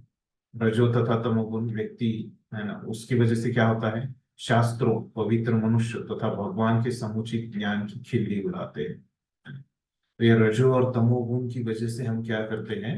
हमको शास्त्रों पे, है ना, जो साधु रहते हैं, पवित्र मनुष्य और भगवान, है ना, और इनके बारे में जो ज्ञान रहता है वो हम गंभीरता से नहीं लेते, उसकी हम खिल्ली उड़ाते हैं। तो मेन मुख्य कारण अभी क्या यहाँ पे क्या हो गया? ये रजो और तमोगुण में रहने की वजह से हम क्या करते हैं? ये शास्त्रों और जो साधु पवित्र मनुष्य मतलब साधु और भगवान के बारे में जो ज्ञान है वो हम नहीं समझ पाते। वे गुरु के आदेशों का उल्लंघन करते हैं और शास्त्रों के विधानों की परवाह नहीं करते। कौन से लोग? ये रजो और तमोगुणी लोग। वे भक्ति की महिमा का श्रवण करके भी उसके प्रति आकृष्ट नहीं होते। वे रजो और तमोगुण के लोग भक्ति के बारे में सुनते हैं लेकिन वो करते नहीं, उनकी इच्छा नहीं होती। इसलिए उनको कम से कम सत्वगुण में आना चाहिए। इस प्रकार वे अपनी उन्नति का अपना निजी मार्ग बनाते हैं। मानव समाज के ये ही कतिपय दोष है जिनके कारण असुरी जीवन बिताना पड़ता है। तो ये मानव समाज के दोष हैं कि वो रजो और तमोगुण में रहता है। किंतु यदि उपयुक्त तथा प्रामाणिक गुरु का मार्गदर्शन हो जाए तो ये महत्वपूर्ण। अगर हमको कोई प्रामाणिक गुरु का मार्गदर्शन प्राप्त होता है तो उसका जीवन सफल हो जाता है, क्योंकि गुरु उच्च पद की ओर उन्नति का मार्ग दिखा सकता है। ये गुरु उनकी शिक्षा देंगे, वो शिक्षा से हमको क्या होता है? हम प्रगति कर सकते हैं, उन्नति कर सकते हैं।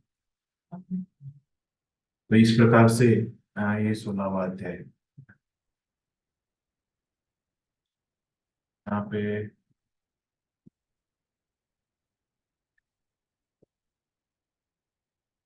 चारिगण में क्या हुआ?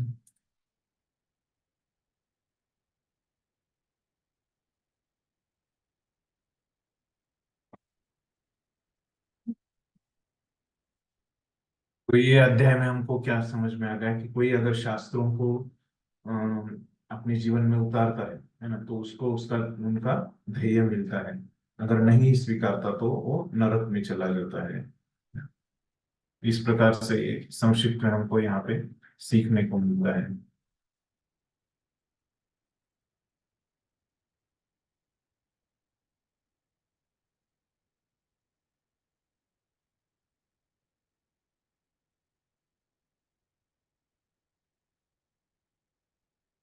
एक फिर प्रश्न पूछा है चैट में कि हम ये वर्णाश्रम जो धर्म है वो कलयुग में हम इसका कैसे आचरण करें, है ना? तो अभी जैसे हमने यहाँ पे तात्पर्य में देखा था, है ना, कि जो भक्ति के मार्ग पे लोग है ना, तो यहाँ पे प्रभुपाद ने क्या बोला उनके लिए, है ना, कि भगवान चैतन्य महाप्रभु ने ये जो विधि है, कौन सी विधि, कि ये विधि विधान जो है ना, वो हमको पालन करना है ना? वो विधि को सरल कैसे बनाया है, हम हरे कृष्ण महामंत्र का जप कर रहे हैं, तो भगवान को अर्पण किया हुआ उनका उच्छिष्ट खा रहे हैं, है ना? तो ये अगर कार्य में हम संलग्न रहता है ना? जो व्यक्ति इन भक्ति के कार्यों में संलग्न रहता है, इसे वैदिक साहित्य से अवगत और सार तत्व प्राप्त हुआ माना चाहिए, है ना? तो ये ऐसे कोई करता है तो उसको क्या है कि वैदिक साहित्य से अवगत होता है वो, और उसको सार मिल गया है ना? अगर ऐसे नहीं करता, है ना, जो व्यक्ति ये चैतन्य महाप्रभु को नहीं पालन करता, तो क्या होता है, निस्संदेह उन सामान्य व्यक्तियों को लिए जो कृष्ण भावना भावित नहीं है या भक्ति में प्रवृत्त नहीं है ना, तो उनके लिए क्या है, करणीय तथा अकरणीय, मतलब ये वर्णाश्रम धर्म वगैरह सब जो है ना, तो क्या है, उनके लिए है। तो सबसे उसके ऊपर क्या है, वर्णाश्रम धर्म के ऊपर क्या है, कि भक्ति है जो चैतन्य महाप्रभु ने हमको दी है, हरे कृष्ण महामंत्र का जप करने में, प्रसाद लेने में, है ना? तो ये वर्णाश्रम धर्म है। अगर हम भक्ति के नियमों का पालन कर रहे हैं, है ना, तो क्या है, हमको ये वर्णाश्रम धर्म का बारे में हमको जानने की ही जरूरत नहीं है। तो ये यहाँ पे हम इस प्रकार समझ सकते हैं। तो और क्या है, फिर भी अगर किसी को जानना है वर्णाश्रम धर्म के बारे में, है ना,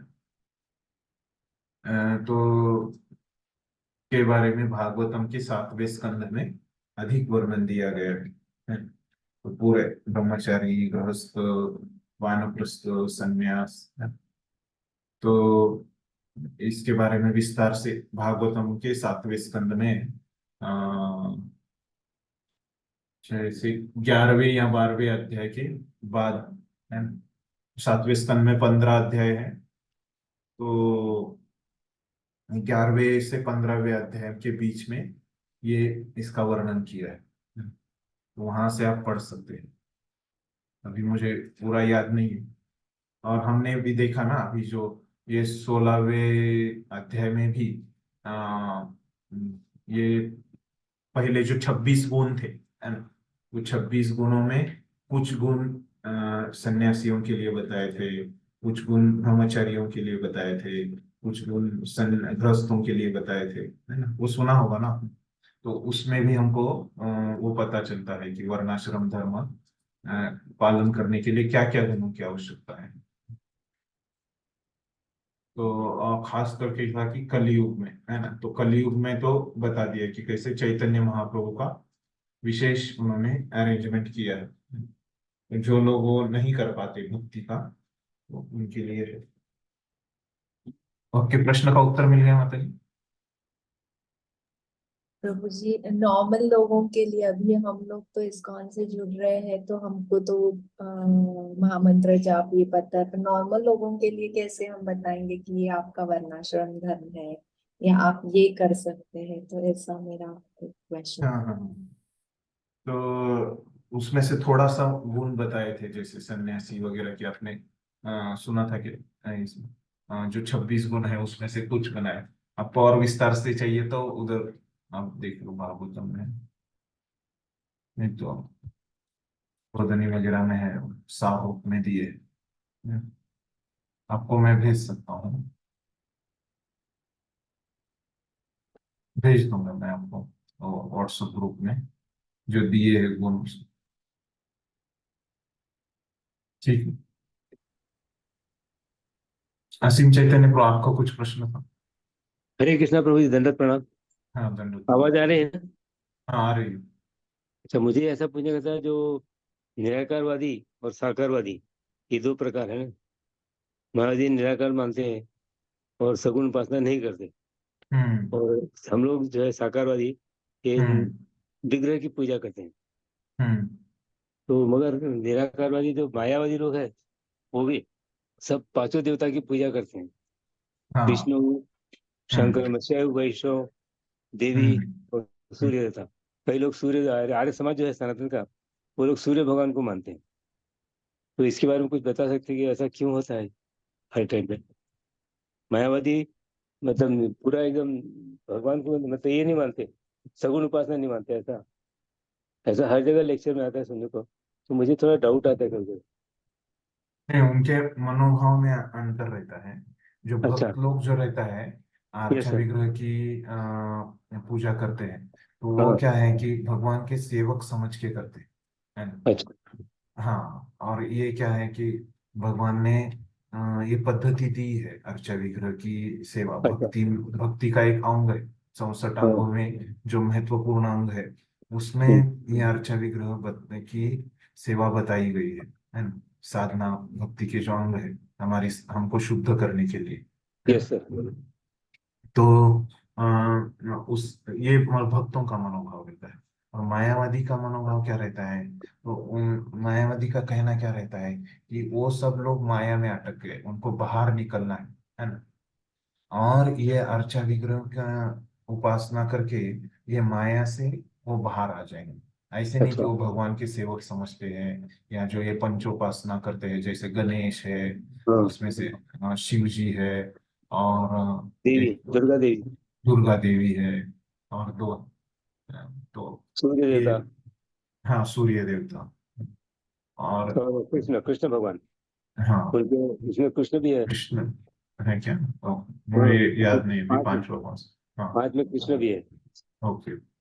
तो ये सब इनकी, लेकिन उनका मनोभाव क्या रहता है कि उनके जैसा बनना है। मैं भी भगवान हूँ, अभी मैं अच्छा। माया में गिरा हूँ, इसलिए मुझे अभी समझ नहीं रहा है कि मैं भगवान हूँ। जब मैं अच्छा। माया से बाहर निकल जाऊंगा तो हम्म। वो मुझे समझ में आ जाएगा कि मैं भी भगवान हूँ, है ना? ये अच्छा, उनका ये मनोभाव डिफरेंस। है। हाँ, ओके ओके। मनोभाव में अंतर। उसमें ही डिफरेंस है मतलब। हाँ, ओके, और धन्यवाद वो प्रभु पद्धति जी। पद्धति में भी अंतर है, कि जैसे हाँ। हम हमारे इधर किस प्रकार से पूजा करते हैं, उसमें भी हम्म। अंतर है ना? हाँ। तो ऐसे दोनों ठीक है। में अरे, अंतर। हम्म। बहुत अच्छा समझा आपने, हमें माइंड में बैठ गया अभी अच्छी तरह से। हम्म। हरे कृष्ण, दंडवत प्रणाम प्रभु हरे जी। कृष्ण। और किसी को कुछ पूछना है?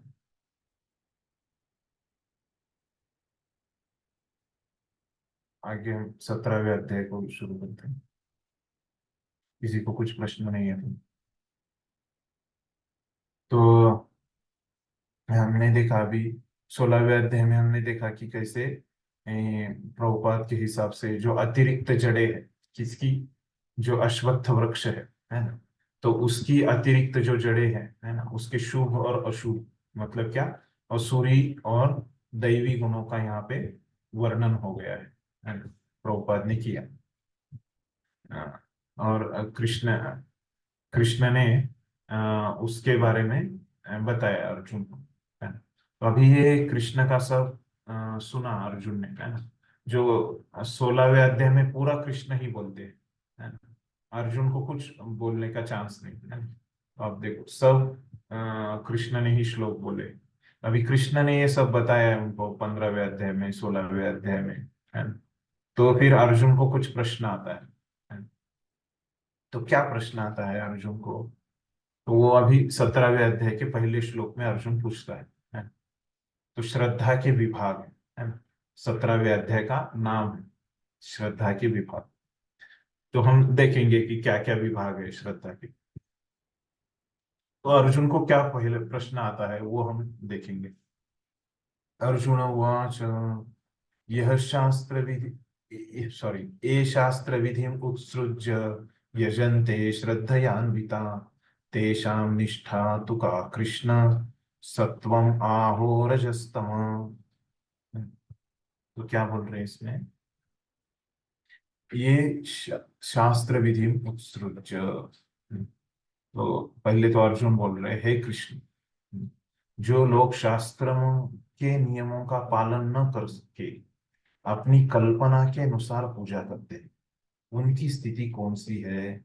वे सतोगुणी है, रजोगुणी है या तमोगुणी है। इस प्रकार से उनका प्रश्न। तो क्यों आ रहा है ऐसे अर्जुन को प्रश्न। ये 16वें अध्याय में कृष्ण ने क्या बोला अंतिम में, अगर आपको असुरी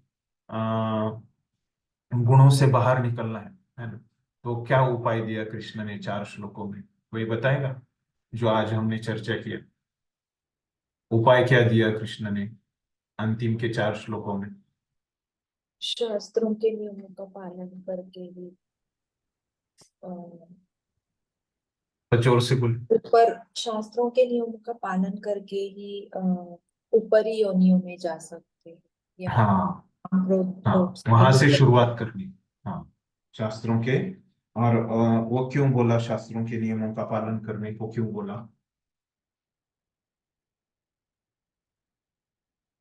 4 श्लोकों का एक बराबर बताया आपने। जो 23-24 में बताया कि शास्त्रों के नियमों का पालन करने को बोला 23वें श्लोक में और 24वें श्लोक में, है ना। फिर 21-22 में क्या बोला।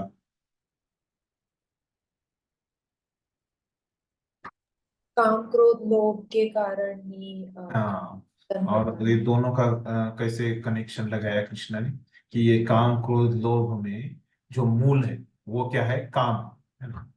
काम मतलब क्या है कि खुद को ही तुष्ट करने की इच्छा, भगवान को तुष्ट करने की इच्छा नहीं है। तो क्या होता है, ये काम को अगर आपको नियंत्रित करना है ना, तो क्या करना है हमको, ये शास्त्रों का विधि विधानों का पालन करना है ना। इस प्रकार से बताया कृष्ण ने। तो अभी अर्जुन को प्रश्न आ रहा है ना, कि जो लोग शास्त्रों के। तो और एक चीज यहाँ पे बताई कृष्ण ने 16वें अध्याय में, और क्या बताया। एक तो है कि ये शास्त्रों के विधि विधानों का पालन करने से क्या होता है, और क्या बताया कृष्ण ने उसके बारे में।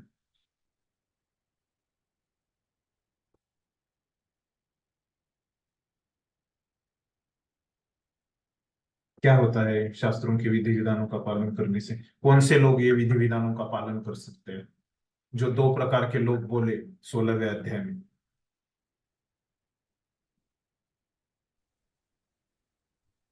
कौन से लोग शास्त्रों का पालन करते हैं। दैवी दैवी गुण हाँ, वाले, और कौन से नहीं करते। आसुरी। हाँ, तो ये भी बात कृष्ण ने बताई कि 2 प्रकार के लोग होते हैं, है ना। तो एक प्रकार के लोग शास्त्रों के विधि विधानों का पालन करते हैं, दूसरे प्रकार के लोग शास्त्रों के विधि विधानों का पालन नहीं करते, है ना।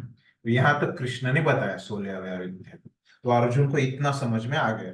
तो फिर अभी अर्जुन क्या पूछ रहा है यहाँ पे, तो अभी और एक प्रकार के लोग रहते हैं, ऐसे अर्जुन को लग रहा है ना।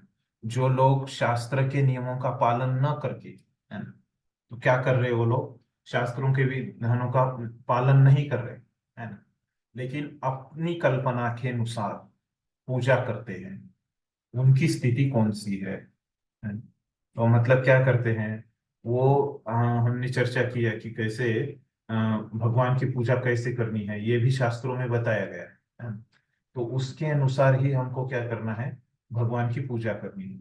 लेकिन अभी ये तीसरे प्रकार के लोग क्या करते हैं, अर्जुन बोल रहा है, वो तो शास्त्रों के नियमों का पालन नहीं करते, है ना, और किसी की पूजा करते हैं, है ना, अपनी कल्पना के अनुसार, उनको जैसा शास्त्रों में बताया है, लेकिन अपनी कल्पना अनुसार वो पूजा करते हैं, है ना। तो ये किस प्रकार के लोग हैं, है ना, अर्जुन पूछ रहे हैं। ये तीसरे प्रकार के लोग के बारे में। तो आपने तो बताया एकदम क्लियर, एक तो शास्त्रों का पालन करते हैं जो दैवीय है ना, एक पालन नहीं करते है ना जो असुरी लोग। तो इनके बारे में आपने बताया, लेकिन मुझे प्रश्न आ रहा है इनके बारे में आपने नहीं बताया है ना, तो उनकी स्थिति क्या है ना, वे सतोगुणी है, रजोगुणी है या तमोगुणी है? तो समझ में आया प्रश्न? तो ये अर्जुन को पता है सत्व को, क्योंकि 14वें अध्याय में इसकी चर्चा हो चुकी है कि तीन गुणों के बारे में जो अध्याय है ना।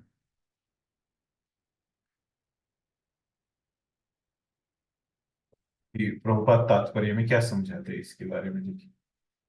चतुर्थ अध्याय के उन 39वें है ना, श्लोक में कहा गया है कि है ना, तो कौन सा है चतुर्थ अध्याय का 39वां श्लोक, याद है किसी को? कौन सा है? श्रद्धावान लभते ज्ञानम तत्पर संयते इंद्रिय, ज्ञानम लब्ध्वा परम शांति अचिरेनाधि गच्छति। मतलब जिसकी जो श्रद्धावान व्यक्ति को क्या मिलता है? ज्ञान मिलता है। और उसकी अचिरेना, तुरंत उसकी प्रगति होती है उसकी वजह से, वो ज्ञान की वजह से है। और किस, तो अभी क्या बोल रहे प्रभुपाद, कहा गया है कि मतलब श्रद्धा से हमको ज्ञान मिलता है। तो कहा गया है कि किसी विशेष प्रकार की पूजा में निष्ठावान व्यक्ति क्रमशः ज्ञान की अवस्था को प्राप्त होता है और शांति तथा संपन्नता की सर्वोच्च सिद्धावस्था तक पहुंचता है। तो वो श्रद्धा की वजह से वो ज्ञान प्राप्त होता है। और क्या होता है? उसको सिद्धि भी प्राप्त होती है। तो ये एक बात प्रभुपाद ने यहाँ पे कही। फिर आगे क्या बोल रहे हैं? 16वें अध्याय में यह निष्कर्ष निकलता है कि जो शास्त्रों के नियमों का पालन नहीं करता वह असुर है, और जो निष्ठापूर्वक इन नियमों का पालन करता है वह देव है। तो ये पहले ही बताया आपको कि दो प्रकार के लोगों के बारे में 16वें अध्याय में बताया गया है। अब यदि ऐसा निष्ठावान व्यक्ति हो, है ना, तो अभी ये अर्जुन के प्रश्न पे आ रहे होगा, है ना। तो अभी वो अर्जुन का, जिस व्यक्तियों के बारे में अर्जुन प्रश्न, वो व्यक्ति कैसे है? निष्ठावान व्यक्ति है ना, जो ऐसे कतिपय नियमों का पालन करता हो जिनका उल्लेख शास्त्रों में न हो, है ना, नियमों का पालन करता है लेकिन उसका उल्लेख शास्त्रों में नहीं है, तो उसकी स्थिति क्या होगी? तो अर्जुन के प्रश्न के बारे में प्रभुपाद लिख रहे हैं कि इस संदेह का स्पष्टीकरण कृष्ण द्वारा होना चाहिए। मतलब यहाँ पे ये चतुर्थ अध्याय का लिया, वहां से बोला कि श्रद्धा मतलब क्या है? उसकी जो श्रद्धा है, तो श्रद्धा क्या है उसकी? शास्त्रों में नहीं है, लेकिन नियमों का वो पालन करता है, उसमें उसको श्रद्धा है। शास्त्रों की श्रद्धा में नहीं है, दूसरे श्रद्धा में उसको, दूसरे नियमों में उसको श्रद्धा है, जो नियम शास्त्रों में नहीं है, इस प्रकार की। और उसके, उसका गति क्या होता है ना, वो किस गुण में है? इस प्रकार से अर्जुन का प्रश्न है। क्या ऐसे व्यक्तियों को जीवन की सिद्धावस्था प्राप्त होती है? उसको सिद्धि प्राप्ति होती है क्या? क्या वे वास्तविक ज्ञान प्राप्त करके उच्चतम सिद्धि अवस्था को प्राप्त होते हैं? है ना? तो लोग शास्त्रों के विधि विधानों का पालन नहीं करते, किंतु जिनकी किसी पर श्रद्धा होती है और जो देवी देवताओं तथा मनुष्य की पूजा करते हैं, क्या उन्हें सफलता प्राप्त होती है? तो और अन्य चीजों मतलब क्या है? क्या जो लोग जो है ना, देवी देवताओं की जो पूजा करते हैं, तो क्या उनको सफलता मिलती है? तो ये सब अर्जुन के प्रश्न है। प्रभुपाद इस प्रकार से, प्रभुपाद ने उसमें लिखा है। तो आचार्यगण क्या बोलते हैं इसमें कि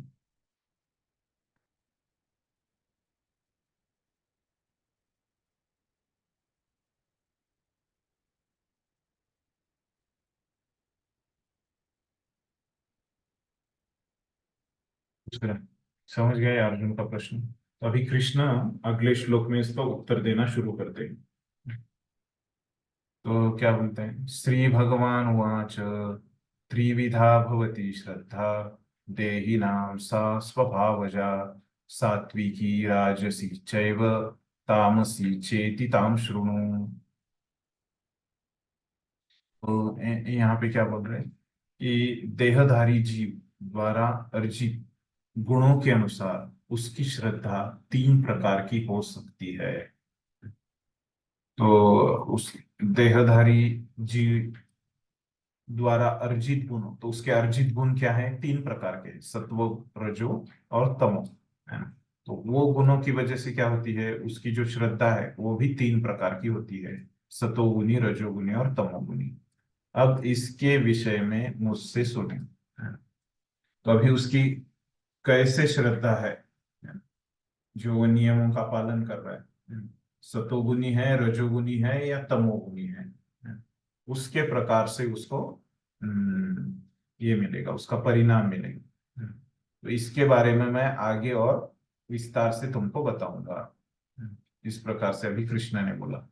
प्रभुपाद इसके बारे में क्या बोल रहे हैं, जो लोग शास्त्रों के विधि विधानों को जानते हैं लेकिन आलस्य या कार्य विमुखतावश इनका पालन नहीं करते, वे प्रकृति के गुणों द्वारा शासित होते हैं।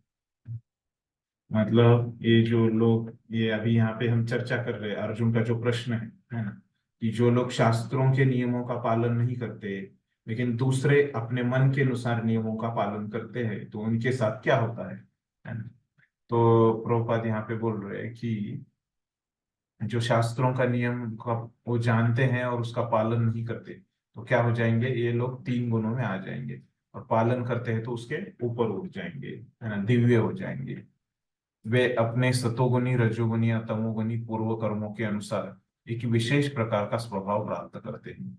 किस प्रकार के रहते हैं इनके नियम, जैसे सतोगुनी जो लोग रहते हैं थोड़े शांत रहेंगे, है ना। रजोगुनी लोग भागते रहेंगे, तमोगुनी लोग अज्ञान में सोते रहेंगे, है ना। इस प्रकार का उनको स्वभाव प्राप्त होता है ना, अपने अपने अपने गुणों के हिसाब से। विभिन्न गुणों के साथ जीव की संगति शाश्वत चलती रही है, क्योंकि जीव प्रकृति के संसर्ग में रहता है। तो ये गुण क्यों प्राप्त होते हैं, अभी हमको प्रश्न आ सकता है, हमको गुण क्यों प्राप्त होते हैं, क्योंकि ये भौतिक प्रकृति तीन गुणों से बनी है ना, हमने पढ़ाई किया। तो ये भौतिक प्रकृति के में हम रहते हैं ना, उसमें कार्य करते हैं और उससे हमारा संगति होती है, तो इसीलिए हमारा गुणों के साथ संगति होता है। यहाँ पे वही बताया, जीव प्रकृति के संसर्ग में रहता है ना, हम प्रकृति के संपर्क में है, संसर्ग में है, अतः वो प्रकृति के गुणों के अनुसार भी विभिन्न प्रकार की मनोवृत्तियां अर्जित करता है। और फिर अगर हम प्रकृति का संग करते हैं तो क्या होता है, उसकी हम हमारी एक अलग मनोवृत्ति बन जाती है उसकी वजह से, है ना। और फिर क्या है कि उसके प्रकार से हम कार्य करते हैं। लेकिन यदि कोई प्रामाणिक गुण, तो ये तो हो गया कि सब लोग गुणों में आ गए, लेकिन अभी ये गुणों से ऊपर कोई उठ सकता है क्या, नहीं उठ सकता, है ना। तो उठ सकते हैं, तो क्या है, कोई प्रामाणिक गुरु की संगति करता है ना, जो परंपरा में है, तो उसकी यह मनोवृत्ति बदल सकती है। तो ये जो मनोवृत्ति है उसको कैसे मिली है, ये भौतिक प्रकृति का संग करके, है ना, जो तीन गुणों से बनी है, वो तीन गुण उसको जो मिले हैं, वो भौतिक प्रकृति का संग करने की वजह से, है ना, वो बदल सकता है, तीन गुणों के ऊपर वो उठ सकता है प्रामाणिक गुरु के संग से।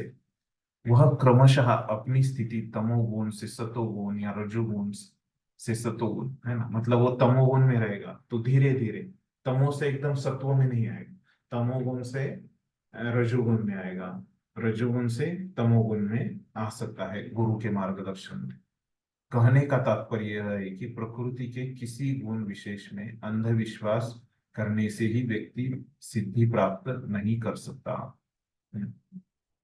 मतलब ये प्रकृति के गुणों पे भरोसा करने से ही क्या होता है, हमको सिद्धि नहीं मिलती। इस प्रकार से बदल, तो ये प्रकृति के गुणों के ऊपर हमको भरोसा करना चाहिए कि इसके भी ऊपर कुछ तो है, नहीं कर सकता। उसके प्रामाणिक गुरु की संगति में रहकर बुद्धिपूर्वक बातों पर विचार करना होता है, तो उनसे श्रवण करके उन्होंने जो कहा उसके ऊपर विचार करना है, तभी वह उच्चतर गुण की स्थिति को प्राप्त कर सकता है।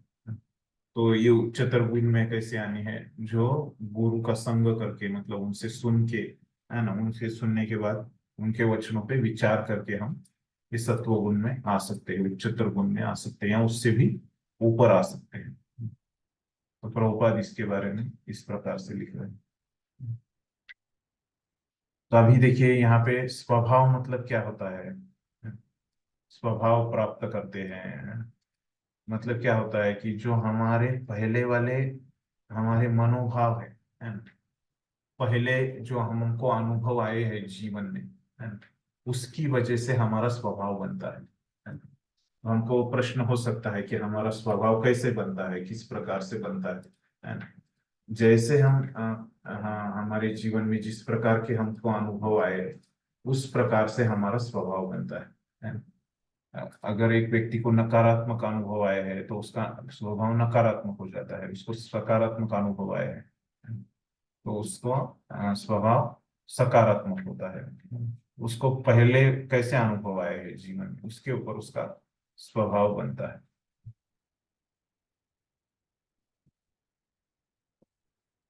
तो और क्या है, इस स्वभाव बदलने से लिए हमको क्या करना पड़ेगा, कि शास्त्र के जो वचन है ना, जहाँ से हमको आध्यात्मिक बुद्धि मिलती है, वो हमको गुरु से, भक्तों से सुनने पड़ेंगे। तो इसी के वजह से क्या होता है, ये तीन प्रकार की जो श्रद्धा है ना, उससे हम ऊपर उठ सकते हैं। हाँ, क्या किस प्रकार से, जो शास्त्रों में जो वचन दिए गए हैं, है ना, तो वो गुरु से सुन के, है ना, ये तीन गुणों से हम ऊपर उठ सकते हैं। और जो श्रद्धा है ना, ये शास्त्रों की श्रद्धा से अलग होती है। तो शास्त्रों की जो श्रद्धा है, शास्त्रों के ऊपर जो श्रद्धा है ना, वो क्या होती है, वो हमको शास्त्रों के अनुसार कार्य करने को बोलती है। शास्त्रों की जो श्रद्धा रहती है, वो हमको शास्त्रों के अनुसार कार्य करने को बोलती है। लेकिन अभी अर्जुन का प्रश्न क्या है, कि ऐसे लोगों के बारे में मुझे बताओ कि जो शास्त्र के अनुसार कार्य नहीं करते, शास्त्रों के पालन नहीं करते, है ना, इस प्रकार से अर्जुन बोल रहा है ना। तो ठीक है, तो यहाँ पे हम रुकते हैं, है ना? तो आपको प्रश्न है पूछ लीजिए माता जी।